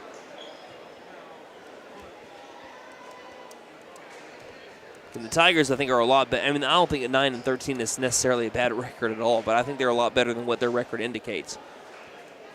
as Vaughn makes the first free throw. I mean, you look at their last, and again, they were 1-3 since their win over McAlester. That's a 5-point loss to the top team in 5A4, Hall and Hall, which they can put a beating on McAlester back last week. A 5-point loss to Sepulpa, who McAlester, again, lost to by 3. But the Buffaloes know how hard it was to nearly beat Sepulpa. Had to play one of your best games of the year and still lost. 2-2 from the line there to make it 31-7. McAlester down. Like we said, half of their games have been decided by 5 or less, and they've lost 6 of them. This team, if you win all those games, could be 15-7. Bounce pass, high post. Dooney tries to make a man jump, gets the ball, tries to get it back to the near corner, does so to McKendrick. Floater up in the paint. That one falls for the Buffaloes. And we have the score at 31-9. I think they're still trying to get it all taken care of on the scoreboard here. I don't know why it's just 28 right now. We have a shot in the low post that is made here. That one by number 11, Noah Cooper. They're way off. It's 33-9. They gave the Buffaloes 2 more points here. Someone's going to have to talk to them about that. Pouncil driving in. He's got an easy layup. I'm just going to look over at you, Wyatt, for the scoring. 33-11 is the score. Why'd they take 3 points off for the Tigers? Near corner 3 is up and good. And the onslaught continues here for the Tigers. Colton Pierce hits the 3, which would officially make it 36-11. Not showing that on the scoreboard right now, though. Bigham takes the right elbow 2 that's missed. Rebounded by Owen McElroy. After he feeds across the timeline, gets the ball back. We have an officials timeout, and they're going to speak at the scores table here. They're calling one of the officials to come speak with the other one. There's something off at the scores table here. I think the scores table asked for a timeout so they could fix what's going on the scoreboard. They're trying to get everybody on the same page. Because they're well off. You have the score at 36-11. They have it at 33-13. Somewhere they got kind of sidetracked. Yeah, and that's what one of the scores books is telling the scores table. They said that we have this. And now she will come behind the scores table to speak with the official scores keeper. And we'll continue on while they conversate as we have a steal by Garrett Pickett, and then he's fouled. Foul number 0, Colton Pierce. Garrett Pickett with his second steal right there. 1:58 left in the half. And we're still, again, we have another stoppage. And there's obviously some big-time miscommunication over here at the scores table because one of the Coweta scorekeeper just put the book over her head.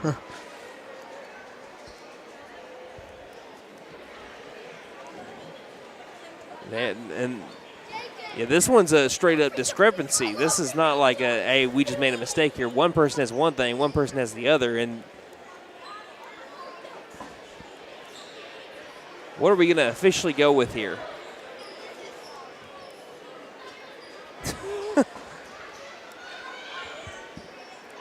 I don't know where they're crossed up at, but you have 36-11. Yes.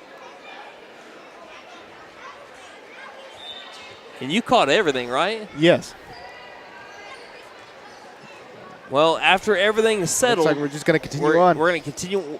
By halftime, if anything changes, we'll keep it what you have right now, Wyatt. Okay. And if anything changes at halftime, we'll change it accordingly. As we have a pass inside the paint that's nearly stolen. Pickett gets it back outside over to Dooney. Dooney on the drive. Layup is up and good. Great play there by Alex Dooney to make it 33-15 on the scoreboard. As we have a pass towards the baseline. Inside, ball comes loose to the near corner. Driving back outside. And now Larry is texting me, what score do you have? Right wing, Talon Vaughn straight away. 1:13 left in the half. They took away 3 points. I don't know why they did that. Floating it in and making it. You can turn to the side a little bit here. Number 15, Connor Jensen. 1 minute left in the half. Far corner baseline, sails wide left of Garrett Pickett out of bounds for a turnover. Smith and Devion Bickham will check in now for McAlester. For Pickett and Highshaw.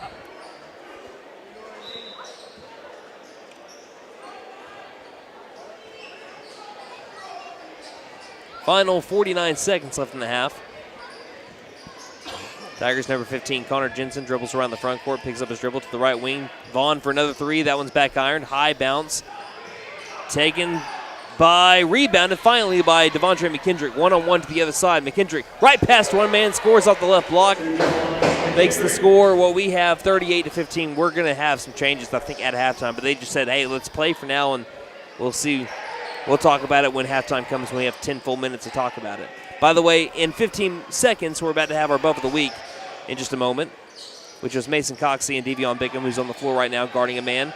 Ball came loose. Pounce's got the steal. Final 8 seconds left in the half. Throws it straight back to the Tigers. 5 seconds. Down the floor. Cooper has the ball stripped away from him. Grabs it back. 1 second. Left wing three at the buzzer. Vaughn left it short. And that is the end of the first half. The McAlester Buffaloes trailing the Coweta Tigers in the score that we have at 38-15. We'll take a break and we'll come back in just a moment. But first, our Buff of the Week. We got Mason Coxey and Devion Bickham here on K. This is McAlester Boys Basketball Buff of the Week. We got Devion Bickham and Mason Coxey with us today. Tell us a little bit about why you guys were chosen for the Buff of the Week based on the topic of adversity this week. We'll start off with Mason Coxey. I got picked for adversity because I've had some ankle pain, and I pushed through it. Haven't complained about it or anything. And for Devion? Beginning of the year, I came from football, and my meniscus was messed up, and I just kept pushing and working, and then I got the starting job and just kept going with it. Both you guys to be kind of battling through injury to be able to get to where you're at right now. What does that mean to you guys? What does that tell yourselves about yourselves? It tells myself that no matter what, just keep pushing and strive for greatness. And for Mason? I was been told to push through the pain and you make it where you want to go. What was your introduction to the sport of basketball? It was in 3rd grade. My coach, his name was Roy West, and one day I was like, I want to try a sport, and I was gonna play soccer, and he was like, you're pretty tall, maybe come try basketball. And I was like, okay. I wasn't the greatest at it, but by 4th, 5th grade years, I got pretty good at it. So sweet. Mason? My coach at Frank Chambers in 3rd grade, Chris Mistral, got me introduced to basketball, and I liked it and kept playing. Something that just stuck with you ever since. Yes, sir. So as you've been making your way, both of you guys, throughout your first varsity years with McAlester basketball here, what are some things that you guys have been working on to get better throughout the season? It's a rough season this year, but we're just pushing through and trying to get better every day. Working on my vertical and speed and trying to incorporate that in the game. Now, you guys mentioned that, again, it's not where you want to be this year, but you guys are also a super young team, and you've been taking some teams that are full of seniors down to the wire, including that game against Sepulveda back on Saturday. So when you guys find yourself in these close games, knowing how young you all are, how excited does that make you for the future? It shows where we're at and where we can be. We're freshman, sophomore, junior, so we got a lot of young talent waiting to be this evolved. We're just super young by, 2 or 3 years. We're win championships. Yes, sir. I like that. Yes, so sir. Now going towards the end of the season now, even though you guys aren't where you want to be, still you guys can make some noise. Again, you guys just went up against, like we said, 4th seed and 5A4 right now. You guys could be taking on a 4th seed in the regional tournament coming up here pretty soon. So what are you most excited about as we come towards the playoff time? You see, we got Coweta tomorrow. Come out, try to upset them to like 2, 3, 4, 5 maybe. Come out there, show them what we have, and look forward to the playoffs. Upset somebody. Mason? We beat Coweta and we go on a run in playoffs. Grab some momentum right before playoffs. Let's get to work. Congratulations for being this week's Buff of the Week. I appreciate it. Thank you. And finally, we have our 5th, 6th, 7th, and 8th. Welcome back to the McAlester, Oklahoma, as the McAlester Buffaloes are down what we have at 38-15. The scores table, I think, is going to officially just call this at 35-17. So what we have, McAlester gets 2 extra points. Coweta take off a 3 for theirs, I guess. I don't know where you're going to do that, and I don't know who got the extra 2 for McAlester, because that makes a difference too. We are all kinds of off, but the thing is right now, McAllister's down by quite a wide margin to the Coweta Tigers, and they got to do a lot of stuff better in the second half. But let's go ahead and let's look at, well, again, I don't know who you – we'll fix things on our end based on what they have on theirs here in just a second. But what we have right now, go based off of what you have right now. Wyatt. All right. Well, Devontae McKendrick leads in scoring at the half. He's got 6 points on 43% shooting from the field. Also has 1 defensive board. Devon Bickham has 3 points on the night on 33% shooting, 50% from the charity stripe. Also has 3 boards. Garrett Pickett has 2 points on the night on 33% shooting. Alex Dooney has 2 points. Also, Davian Pouncil with 2 points, and that's going to round out scoring. All right, looking at your team stats so far. McAlester is 7 of 24 from the field. That is good for 29%. Coweta Tigers are 50% from the field.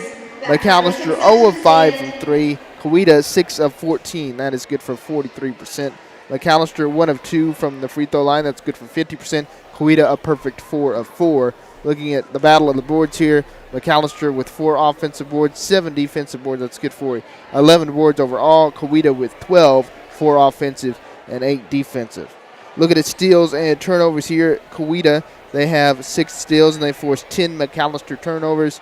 McAlester has 3 steals. They forced 6 Coweta turnovers. McAlester with 2 blocks. So, I mean, there's a lot of stuff McAlester needs to do better in the second half to be able to pull this a little bit closer. But what's the biggest thing that you can see from McAlester that they got to improve on? The main thing that sticks out to me is you got to get your shot to fall. Again, there's been some contested shots, but there's also been some wide open looks underneath the basket that you just haven't been able to cash in on.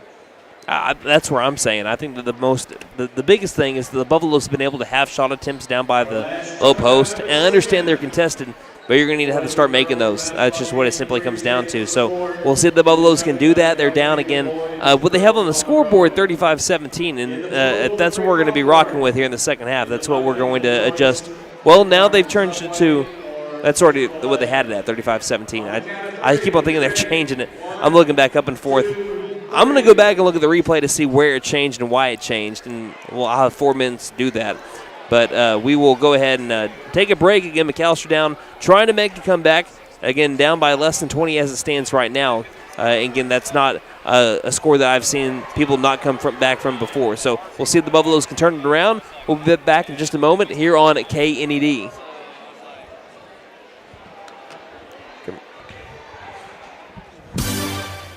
The tax time savings sale begins now at Vickers Furniture. Come in today and save up to 50% on all sofas, beds, recliners, tables, and accessories. Right now, there's no credit check, financing for 100 days, same as cash, and 12 months financing for qualified buyers. The tax time sale going on now at Vickers Furniture, 2nd and Wyandotte, McAlester. Vickers Furniture, we're right here with you. Honda ATVs and side-by-sides have a rock-solid reputation. And now, you can upgrade your adventure with incredible deals on Honda accessories. For a limited time, buy select new Honda ATVs and get up to $300 in free accessories. Just head to Vickers Power Sports at 1904 South Main. Honda accessory rebate offer is valid with purchase of new and unregistered 2024 and prior ATV, Pioneer, and Talon models. Check with participating Honda dealers for complete details. Since 1952, W.E. Alford Propane has been your source for propane and petroleum products, both residential and commercial. W.E. Alford Propane serves eastern and southeastern Oklahoma with locations in the Eufaula area, McAlester, Chakota, Wilburton, Hartshorn, and Muskogee, just to name a few. If you need propane or petroleum products, there's only one number to call, 918-423-3121. Call today. W.E. Alford Propane, serving the area for 70 years. Hey guys, it's Sam from Sam Wampler's Freedom Ford here in McAlester. We understand how busy we all are these days. It's hard to find time just to get your vehicle serviced, and we are proud to offer the Freedom Express. We can either pick up your vehicle and bring it back when we finish, or for lighter maintenance, we can send our mobile service techs to you. We can do all this with almost all makes and models. I know life gets busy, so I hope this helps. Come see us here at Sam Wampler's Freedom Ford in beautiful McAlester and let us make it happen for you. Now open, Camp Inc.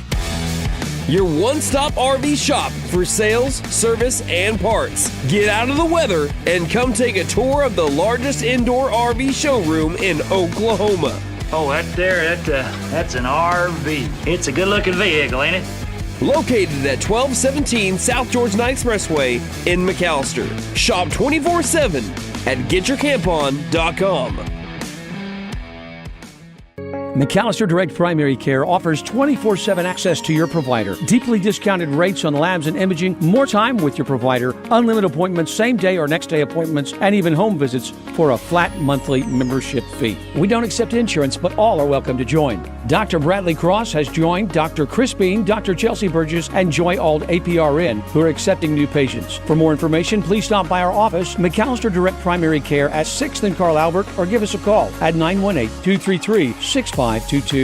Elevate your game with Freeze and Flare Heat and Air. Get your new home system today at $500 off, plus a 5-year labor and 10-year parts warranty. It's a slam dunk for your basketball comfort. For a limited time only, use the keyword basketball. Get your courtside offer today. Don't despair. Call Freeze and Flare in McAlester at 918-424-7135. We are fully licensed, bonded, and insured. Mechanical license number 001-44485. Welcome back to McAlester, Oklahoma. Okay, we have changed the score now to 38-17.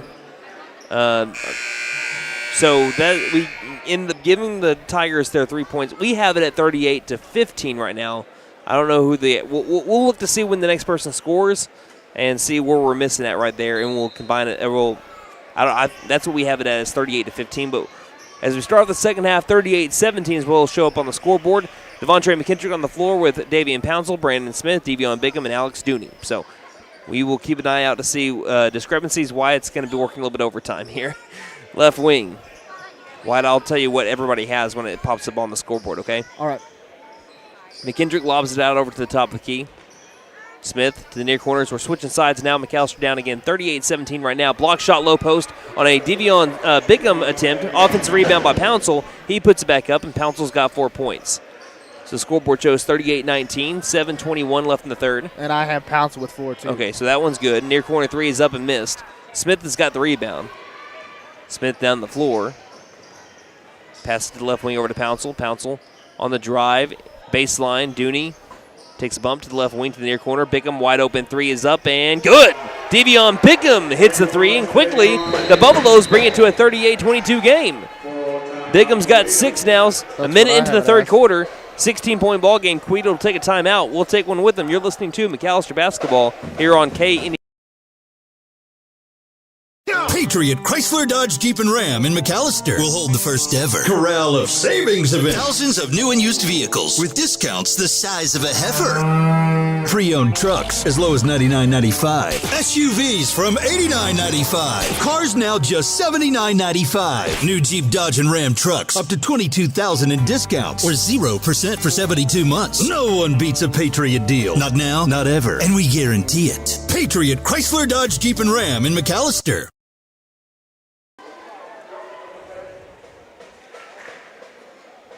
(38-22), the Coweta Tigers lead the McAlester Buffaloes. As, again, it was a quick 5 points to be able to start the second half for McAlester. Again, down by 16 right now. The Buffaloes are going to try to keep up the pace. Devion Bigham hits a big near corner three to be able to close the distance a little bit. Officially trailed by 19 at halftime. Again, we still have McAlester with a couple of extra points here, but again, we'll look to see where we have the discrepancies between the scores table and us when the person that scores is off. But right now we have the scoreboard having Bigham with 6 and us with Bigham with 6 as well. Driving in, looking inside, Ellison right underneath the basket. Tough two, but makes it over Brandon Smith, and it's 40-22. 6:43 left in the third quarter. Pouncil, a crossover to McKendrick, left front court. McKendrick bounce pass to Dooney, high post. Dooney swings inside for Bigham. Bigham reverse layup is good, and Bigham, an excellent start to the second half for the freshman Devion Bigham. They answer right back. Yeah, Devion now 8 points. Yeah, they also showed it on. We have Pouncil with 4, McKendrick with 6, You got him there too. They also have Dooney with 2 and Bickham with 8 on there. Low post, high post, driving. 2 is up and good. That one's good by Noah Cooper, and it's 42-24. McAlester trying to work quickly again. Bickham tries bouncing it, and it pinballs around and finds its way into the arms of a guy wearing orange and black. Over to Ellison. Ellison on the drive. Tries to throw it to a cutting Owen McElroy, and it's sailing out of bounds. Ellison was trying to say that it was last touch and tipped by Buffalo, but officials disagree. 42-24 the score. 5:48 left in the third. Pounce on the drive. Lost the ball on the drive. And they're going to say he just didn't handle the ball. It wasn't stripped. It was just last touch by Pouncil on the drive to the rim. Turnover McAlester. Ball back to the Tigers. Inbounding over to Ellison. In the backcourt, Ellison. Be guarded by Smith. Wearing the pink socks today. Working off a screen. Ellison dribbles to the right wing. Now guarded up by Dooney. To the high post. Contact, no whistle out to the far corner. McElroy will take the 3. That one's too strong.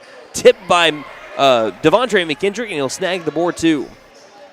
McKendrick to the straightaway mark. Crosses over a man into the paint. 2 is up, and he got the Buffalo bounce. Great play by Devontre McKendrick. He's got 8. 42-26. 5:06 left in the third. Far corner, going baseline, stopping, looking back outside to McElroy, back out to the right wing. Ellison looks good from 3, and he will sink the three-point ball to make it 45-26. Same deficit McAlester had at halftime, 19 points. Your corner bounce pass, high post. Dooney on the drive, in the paint. Goes up for a tough 2, too strong. Rebounded by the Tigers. Quickly ahead to the far corner, Ellison. Looks around, cross court. Finding McElroy to the top of the key, back out over to Ellison. Takes another deep 3, and he's back-to-back from downtown. 48-26, and the Tigers now lead by 22 points. 4:20 left in the third. Coweta now with 8 threes. Bickham, the right wing over to Smith. Tries passing to the high post, and it's intercepted again. On the drive, dribbled it off his foot, stolen by Smith. Ahead over to Dooney. Dooney tosses ahead over to McKendrick. McKendrick stops on a dime in the low post and scores off the left block. And he's already into double digits, got 10 points on the night. Devontre McKendrick, 48-28 the score. Oh, McElroy guarded up by Pouncil. Double team, now he works it to the far corner. Quick trigger 3 is good, rattles home, and that's 3 made threes here in the second half by the Tigers. That one by number 15, Connor Jensen. And it's 51-28.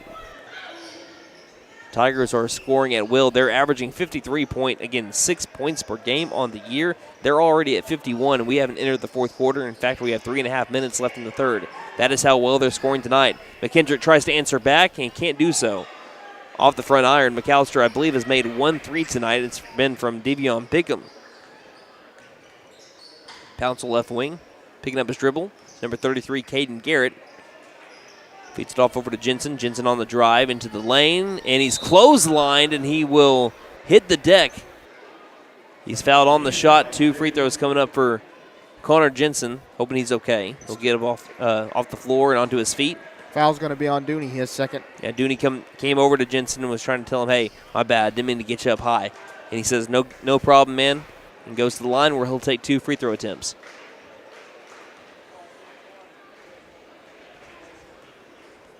.302 left in the third. First free throw is good. And Pickett, Harris, Highshaw come in for Pouncil and Bickham and Smith.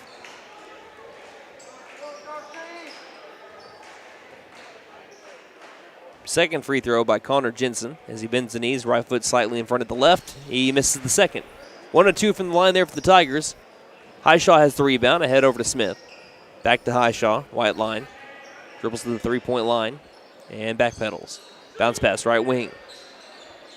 Smith overhead pass into the corner over to Pickett. Pickett lobs it to the low post to Harris. High dribble, no look pass back out. Far corner, or rather, straightaway 3 is going to be missed. Highshaw offensive rebound. 2 is up by Highshaw. Missed that one. Offensive rebound by Garrett Pickett. He got it and 1. He shoots, he scores right this way. Mr. Garrett Pickett to the charity stripe. Pickett's got 4 on the night, looking for 5. Pickett, a nearly 4 points per game player. We're going to have a timeout here with the score 52-30, Tigers lead, 2:35 left in the third here on KNED. My wife makes the best lasagna, even in that old kitchen of ours. She deserves the best kitchen money can buy, but all our cash was tied up. So we went to the Bank N.A. for a loan for our kitchen remodel, and the folks at the Bank N.A. came through for us and our family. Plus, the Bank N.A. is local, so the money stays in town. Call 918-423-2265 or go into the Bank N.A. to get your loan for whatever your family wants or needs. The Bank N.A. Strong, secure, and ready to loan. Member FDIC, Equal Housing Lender. 52-30, the Coweta Tigers lead the McAlester Buffaloes. Again, I still think you can be in striking distance in this game. Again, striking distance means that you're capable of a comeback if you can make it a 20-point game or less going into the fourth quarter. I've seen that happen before. So the Buffaloes right now trying to bring it within 21. Pickett trying to complete the three-point play. Takes a deep breath. Feet completely even at the free throw line. And he misses the free throw. Off the back iron, rebounded by the Tigers. The near corner, Taylon Vaughn. Cross-court pass over to Ellison. Ellison takes the deep three. This one's off the back iron. Straight over to where he was. He'll be rebounded by Smith near the three-point line. That ball is going straight like a boomerang back over to Cade Ellison. This pass is too high for Isaiah Highshaw. Can't haul it in. Out of bounds. Turnover McAlester.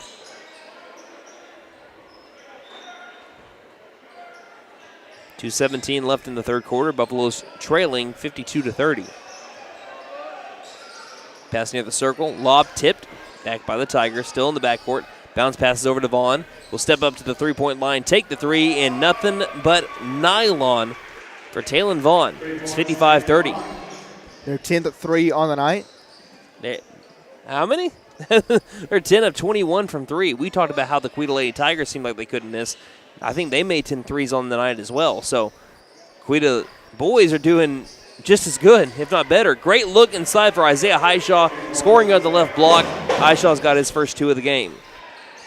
55-32. Only thing is 30 of the 55 points for the Tigers coming from the three ball. 90 seconds left in the third. Left wing, pass high post. Cooper looking outside. Vaughn, wide open three. This one's too short. Grazes the bottom of the netting. Rebounded by Pickett. Ahead over to Smith. Smith bounce pass inside for Harris. Harris couldn't handle it. Out of bounds last touched by Caden. Dooney in for Smith.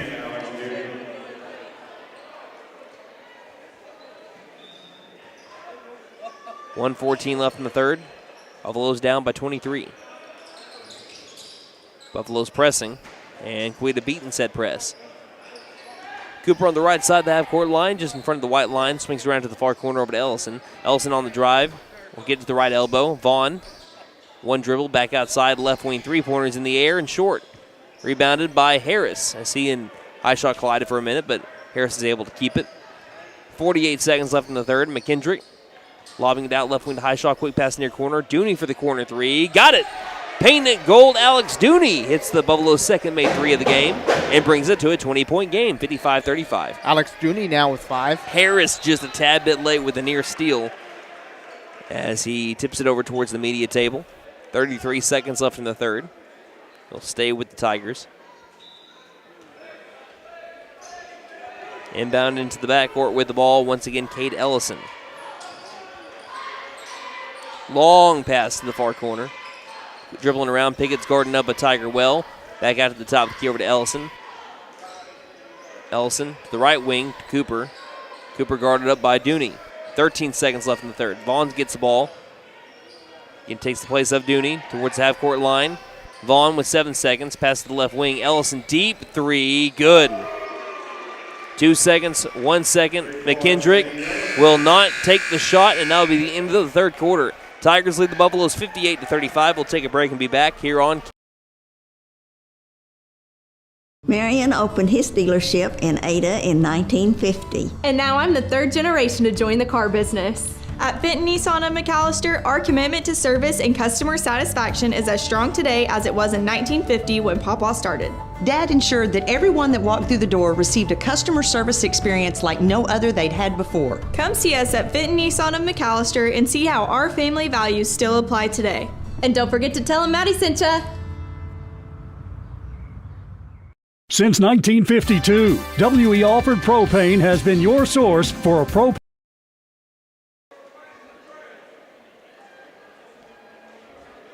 For those on the stream side of things, we'll make sure that we get to that last commercial that was running. Whatever you were playing there, you'll just start on the next go-around. 58-35 is the score at the end of the third quarter. We enter the fourth. We'd like to thank our sponsors here for the season: Sam Wampler's Freedom Ford, Camp Inc., McAlester Direct Primary Care, Freeze and Flare Heat and Air, Patriot Chrysler Dodge Jeep and Ram, The Bank & A, Fenton Nissan, W.E. Alford Propane, Vickers Power Sports, and Vickers Furniture. Thank you all for putting us on the air this season. We have the postseason beginning a week from today, but it's just the girls on Tuesday.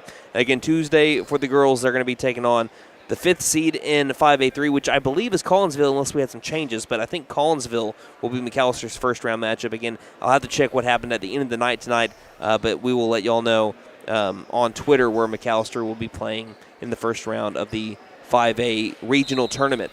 For the boys, it looks like if they cannot come back from this 23-point deficit, they will be going to Booker T. That's what it's looking like right now. And their first game would be on Thursday of next week, a week and 2 days from today. Outside, right wing on the drive. McElroy lobs it back out far corner. Vaughn takes a spot up three. That one's no good. We have a offensive rebound by McElroy. 2-pointers up. That one's missed. Harris flies in for the rebound. 25 seconds into the fourth quarter. McKendrick driving in, floater up from near the free throw line, missed it, left it short. Rebounded by the Tigers. Going ahead over to Ellison. Ellison step back, left wing three, got another one. Their 12th made three of the game gives Ellison 23 points. Ellison had 13 against McAlester back in January. This time, 9 more. Missed shot by Dooney. Offensive rebound by Pouncil, and he leads it up and lays it in. And makes it 61-37. Pouncil once again tying his career high at 6 points. Bounce pass across the timeline. Ellison another three. This one's a heat check. Left it, was too strong on the shot. Pouncil's got the rebound and he took it in stride. Fouled by Ellison as he crossed the half-court line. Foul number 2, Ellison. 24-point deficit here for the Buffaloes. 6:54 left in the game. It's Dooney, Pouncil, McKendrick, Pickett, and Harris on the floor.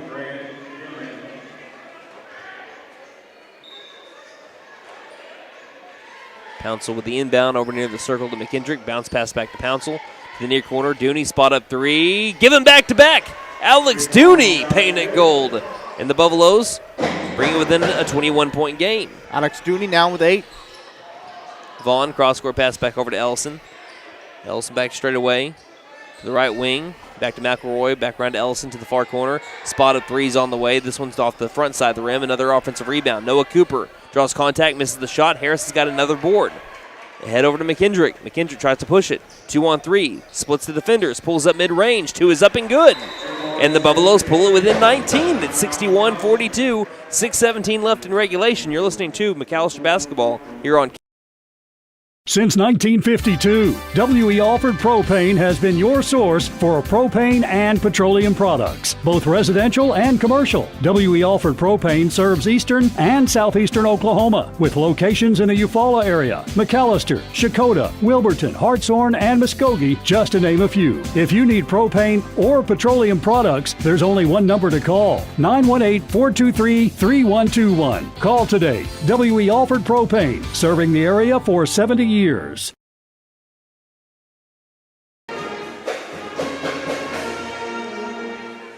The Tigers want to talk things over as the Buffaloes are able to pull it back within 19. Again, they've been hovering around this mark and just have not been able to break through, and it's mainly because of the three-point shooting of the Coweta Tigers. 36 of their 61 points coming from three-point land as they made 12 threes tonight. The most threes I've ever seen made against the Buffaloes. Not this season, but just in general, was 17 threes by Jinx. Now, they're still kind of off on that, but there's still time to make that up. The most threes that have been made against the Buffaloes this season was 16.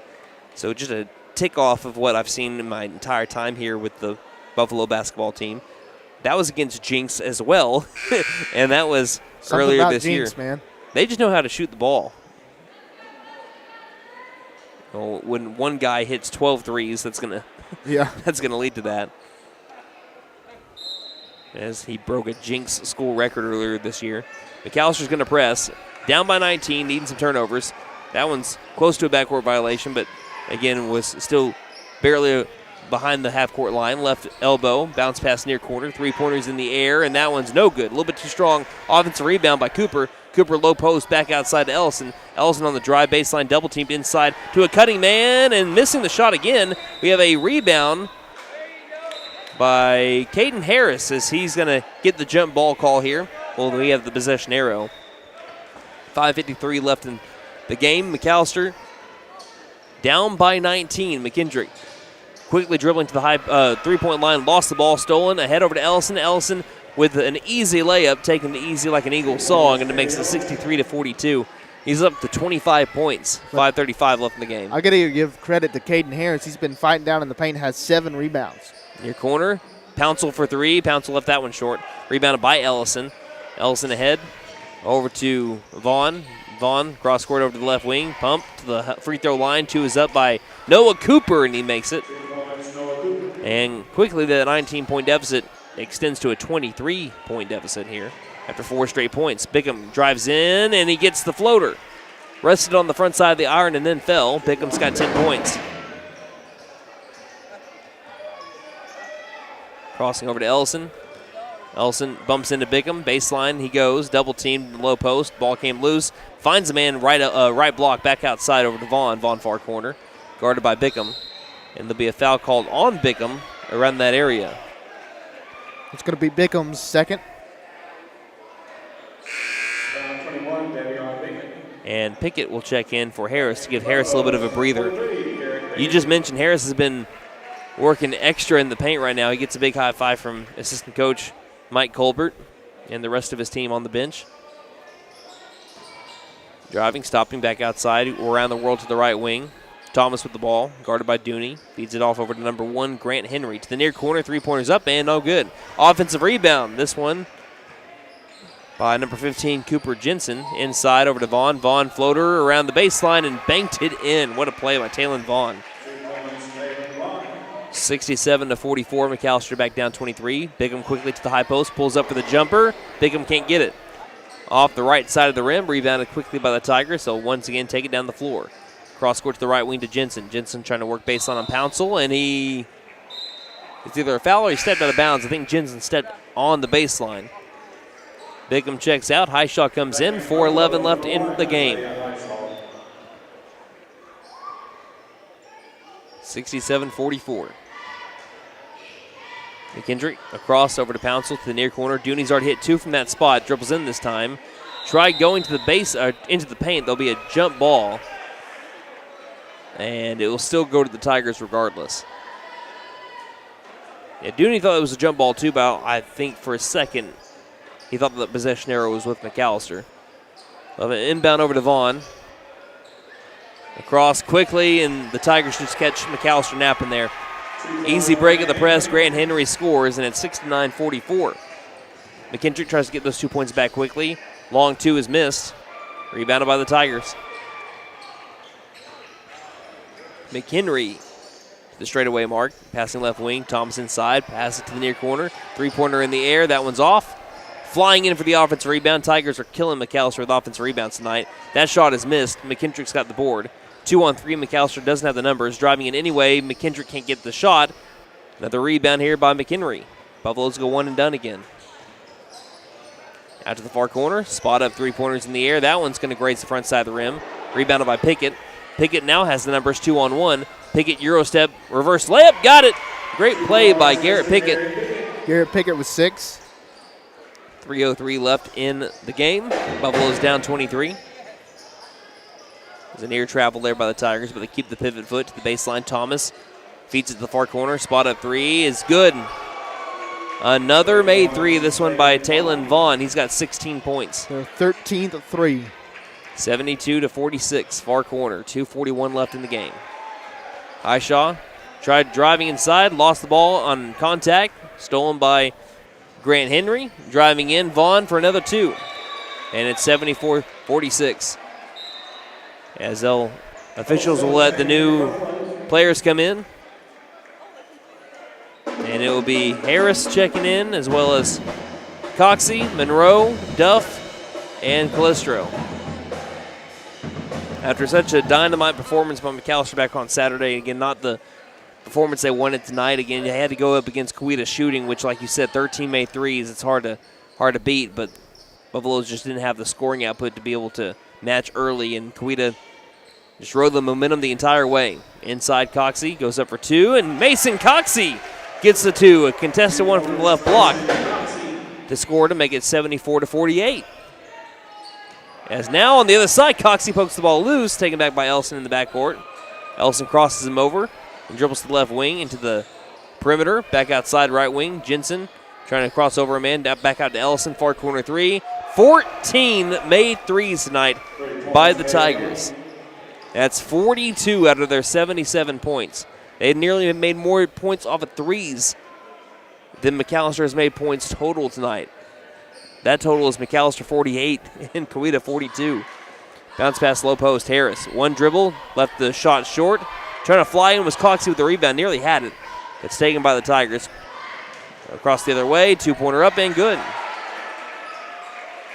And the Tigers are just completely blowing past McAlester right now. Monroe jumped nifty ball handling skills to save that possession there. Pulling up baseline, Harris sinks the two, and the Buffaloes make it 79-50.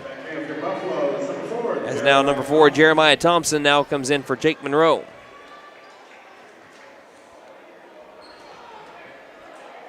(79-50). Pass over to Ellison, far corner, left alone. He'll try taking another three. That one's in and out. Rebounded by Duff. Final minute of play here. Buffalo's down by 29. Duff picked up his dribble, needs some help, finds Coxey. Jump pass over to Thompson. Thompson shuffling inside, passes high post over to Coxey. Outside over to Calistro. Far corner three is no good, too strong. Rebounded by the Tigers. 33 seconds left, a crossover to Ellison. Ellison for two, can't score. Rebounded by Thompson. To Calistro with 25 seconds. Calistro tried going past one man, stolen, head over to Ellison. Ellison with the layup, and it's good. They crossed the 80 mark. And if he hadn't joined the club before, Cade Ellison, 30 points tonight. I think that's why he stayed on the floor so long, so that he could get those points for him. So he joins the 30-point mark. That's a great night there for Cade Ellison of the Coweta Tigers. 81-50 the score. Duff throws it over to Calistro. 7 seconds left. Calistro over to Coxey. 3 seconds, 2 seconds. Calistro with 1 second. Got to shoot it. They don't get a shot off, and that'll be the end of the game. Final score tonight, the Coweta Tigers beat the McAlester Buffaloes on a superb shooting night, and that's to say it lightly. Tigers ended up scoring nearly 30 points more than their season average, one of their best offensive games of the season to take down the Buffaloes 81-50. We'll have some post-game stats when we return. You're listening to McAlester Basketball here on KNED. Honda ATVs and side-by-sides have a rock-solid reputation. And now, you can upgrade your adventure with incredible deals on Honda accessories. For a limited time, buy select new Honda ATVs and get up to $300 in free accessories. Just head to Vickers Power Sports at 1904 South Main. Honda accessory rebate offer is valid with purchase of new and unregistered 2024 and prior ATV, Pioneer, and Talon models. Check with participating Honda dealers for complete details. The tax time savings sale begins now at Vickers Furniture. Come in today and save up to 50% on all sofas, beds, recliners, tables, and accessories. Right now, there's no credit check, financing for 100 days, same as cash, and 12 months financing for qualified buyers. The tax time sale going on now at Vickers Furniture, 2nd and Wyandotte, McAlester.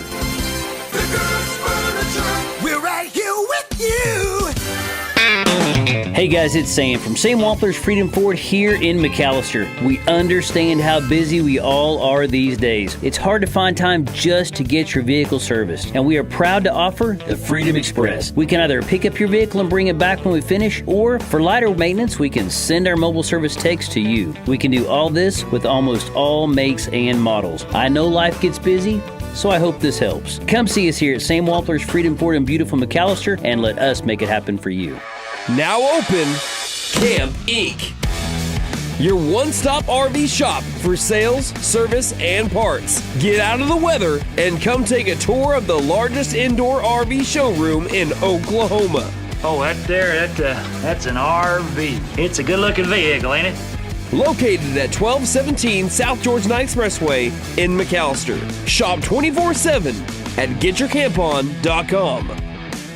McAlester Direct Primary Care offers 24/7 access to your provider. Deeply discounted rates on labs and imaging, more time with your provider, unlimited appointments, same day or next day appointments, and even home visits for a flat monthly membership fee. We don't accept insurance, but all are welcome to join. Dr. Bradley Cross has joined, Dr. Chris Bean, Dr. Chelsea Burgess, and Joy Ald APRN, who are accepting new patients. For more information, please stop by our office, McAlester Direct Primary Care at 6th and Carl Albert, or give us a call at 918-233-6522.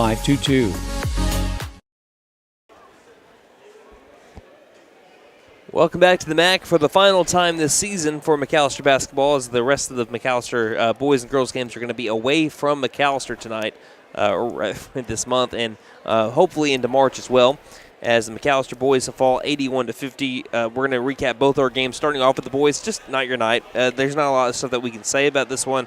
Coweta was fantastic from three. They were great on defense. McAlester, again, a lot of the games that they've been in, nearly every game they've been in this year, they've been able to have a good start to the game, and they did not have a good start to this one. And Coweta rode that momentum for the rest of the game. Yeah, McAlester is at their best whenever they're able to keep pace with the opposing team and not let them go on scoring runs, and that just didn't happen tonight for Coweta. Let's look at our leading scores, our final stats, final thoughts on this one, and then we'll look at the girls' game. Devontre McKendrick had 12 points on the night on 40% shooting from the field. He also had 2 rebounds. Looks like Devion Bickham had 10 on the night on 50% shooting, and he also had 3 rebounds. Alex Dooney had 8 on the night on 60% shooting. He had, looks like 2 fouls on him. Garrett Pickett had 6 points on the night on 60% shooting, had 3 rebounds. Davian Pouncil had 6 points on the night on 50% shooting. Looking at Isaiah Highshaw, he had 2 points on the night on 50% shooting. He also had 3 boards. Caden Harris had 2 points on the night on 33% shooting. Caden Harris, though, with those 7 boards. Also looks like Coxey had 2. Also Brandon Smith had a couple boards. He had 4 boards tonight. That's going to round out your scoring. All right, looking at our team stats here. McAlester Buffaloes were 22 of 52 from the field. That is good for 42%. Coweta 31 of 63. That's good for 49%. McAlester was 3 of 12 from 3. That's good for 25%. Coweta 14 of 35. They took 35 attempts from 3. It made 14 of them. Yep. What's that percentage again? 40% for Coweta from 3. Pretty dang good. Pretty hard to beat. Yep. McAlester 1 of 3 from the charity stripe. That's good for 33%. Also Coweta 5 of 6 from the charity stripe. That's good for 83%. McAlester, they had 28 boards, 8 offensive, 20 defensive. Looks like Coweta, they had 9 offensive and 18 defensive.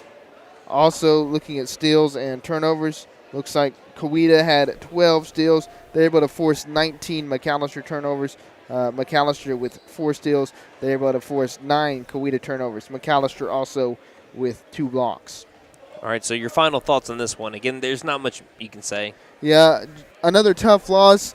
But, again, you got to put this in your rear view because you're going to regionals and you want to get off to a good start in the playoffs. And they've shown at times this season that they can beat teams because they're going to be taken on with them going to the 1 seed, because their loss tonight solidifies them going to the 5A3 number 1 team there, which I believe is Booker T. With you going to the Booker T regional, I mean, Booker T's a really good team. Now, you don't have to win the regional like you do in baseball to be able to make it to the area tournament. You just have to finish first or second. And the Buffaloes have proven this year that they have the capability of beating 4 and 5 seed teams. Right. They just need to be able to figure out how to finish it out. And right now, the Buffaloes are a young team, and that can be a hard thing to learn as a young team to finish games. If they can figure it out in the regional tournament, they could. They have the capability, if they're playing their game and they're playing right, and they're playing like you've seen them play against Sapulpa on Saturday, like you saw them play against Coweta earlier this season, like you see them play against Wagner and Muldrow, you might see them surprise some teams. So I'm excited to see what they do in the regional tournament and how they can respond. Again, usually when they have bad games, they respond pretty well. And they lost to Tulsa Edison the way they did. They took Memorial down to the wire when they lost to Will Rogers in what felt like just a rough game for them. They came back a couple games later. Well, excuse me, when they lost to Hall and Hall by 40, then they came back and nearly beat Sapulpa. So when they lose games like they did tonight, their next game is usually really good. So I'm excited to see how they perform in the regional tournament. Again, they're a young team, but again, young teams can be scary because they're full of confidence. They still got a lot to learn, but they're full of confidence. Yep. So let's go ahead and look at the girls' game, which was probably my most heartbreaking. I mean, the only thing that I can say that might top that when it comes to heartbreaking losses is the 2021 5A football state championship game. I think that's the only one that's made me feel more dead inside because, I mean, got to credit to the Coweta Lady Tigers. Yeah. They showed grit to be able to come back and tie it multiple times, and then the tenacity to win it at the end. But in double overtime, they win 73-69 over the McAlester Lady Buffaloes. So as we have that, I'm sure a lot of people are waiting in anticipation. How did everyone do with their stats? Well, let's start off with Katie Allen, who had a career high. She had 29 points of the night on 53% shooting from the field. Shot 54% from three with 7 made threes. Also 6 of 8 from the charity stripe. That's good for 75%. She also had 4 boards and 2 steals from Miss Katie Allen. Tori Kilburn had 20 points on the night on 57% shooting, 8 of 14 from the field. Also 2 of 4 from beyond the arc. That's good for 50%. Also 67% from the charity stripe, and also had 14 boards, also 4 steals and 1 block for Tori. Rylan Lesnow, she had 9 points on the night on 57% shooting. She also had 1 of 2 from the charity stripe, good for 50%, and had 5 boards on the night, 3 offensive, 2 defensive, also a steal for her. Maddie Van Dorpy had 7 on the night on 30% shooting. Looks like she had 4 defensive boards. And Bodie Nystrom had 4 tonight on 33% shooting. She also had 2 boards. And that is going to round out your scoring. All right, looking at your team totals. McAlester, they shot 25 of 59 from the field. That is good for 42%. Coweta was 25 of 57. That is good for 44%. McAlester, 9 of 27 from 3. That's good for 33%. Coweta, 10 of 27 from 3. That's good for 37%. McAlester was 10 of 15 from the charity stripe. That's good for 67%. Coweta was 13 of 17 from the line. That is good for 76%. Both teams with 7 offensive boards. McAlester with 22 defensive boards. That's good for 29 boards overall. Coweta with 7 offensive and 23 defensive. That's good for 30 boards. Looking at steals and turnovers here, it looks like McAlester had 9 steals. They were able to force 15 Coweta turnovers. Coweta with 13 steals. They were able to force 17 McAlester turnovers. Looking at blocks, McAlester had 2, Coweta with 5. And that is going to round out your scoring. Sorry, I'm talking about the dodgeball tournament that they have going on here. Hey, we got assistant baseball coach Trent Homer in the house. Come look at this real quick. Who has a question? After we won it, that's what we did. No joke. Yeah, they didn't want the smoke this year. Yeah, what we're talking about is if.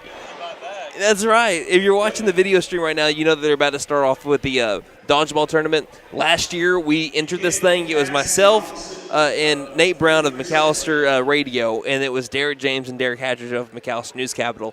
We entered because they needed one more team to be able to fill out the bracket. We thought we were going to go 2 and done, be over with.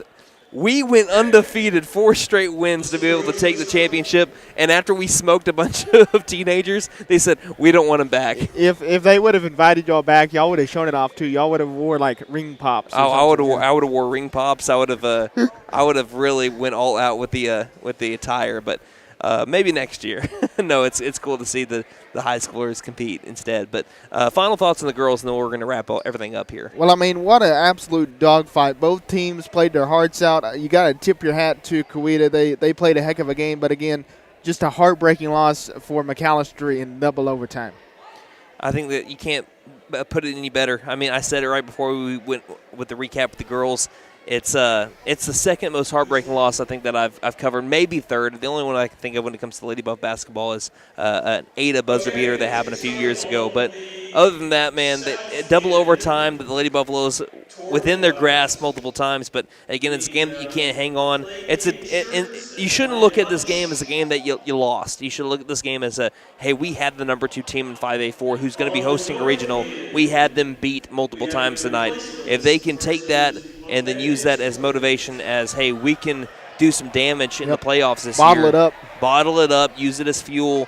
I think that they put themselves in a favorable regional. You're going to Tahlequah, a team that you've already played this year, and you don't have to beat Tahlequah in the regional tournament to make it to the area tournament. You just have to finish first or second to get there, and who knows what can happen in the area tournament. But if you do play Tahlequah, with like in the championship round with a chance to go to area, you've already played Tahlequah once, and you lost by only 2. Took them to the wire. So I think it's a favorable regional for McAlester. Not saying that they can win it or they will win it, but I'm saying it's better for them than going to Sepulpa. They've seen that they compete better against Tahlequah than they do against Sepulpa.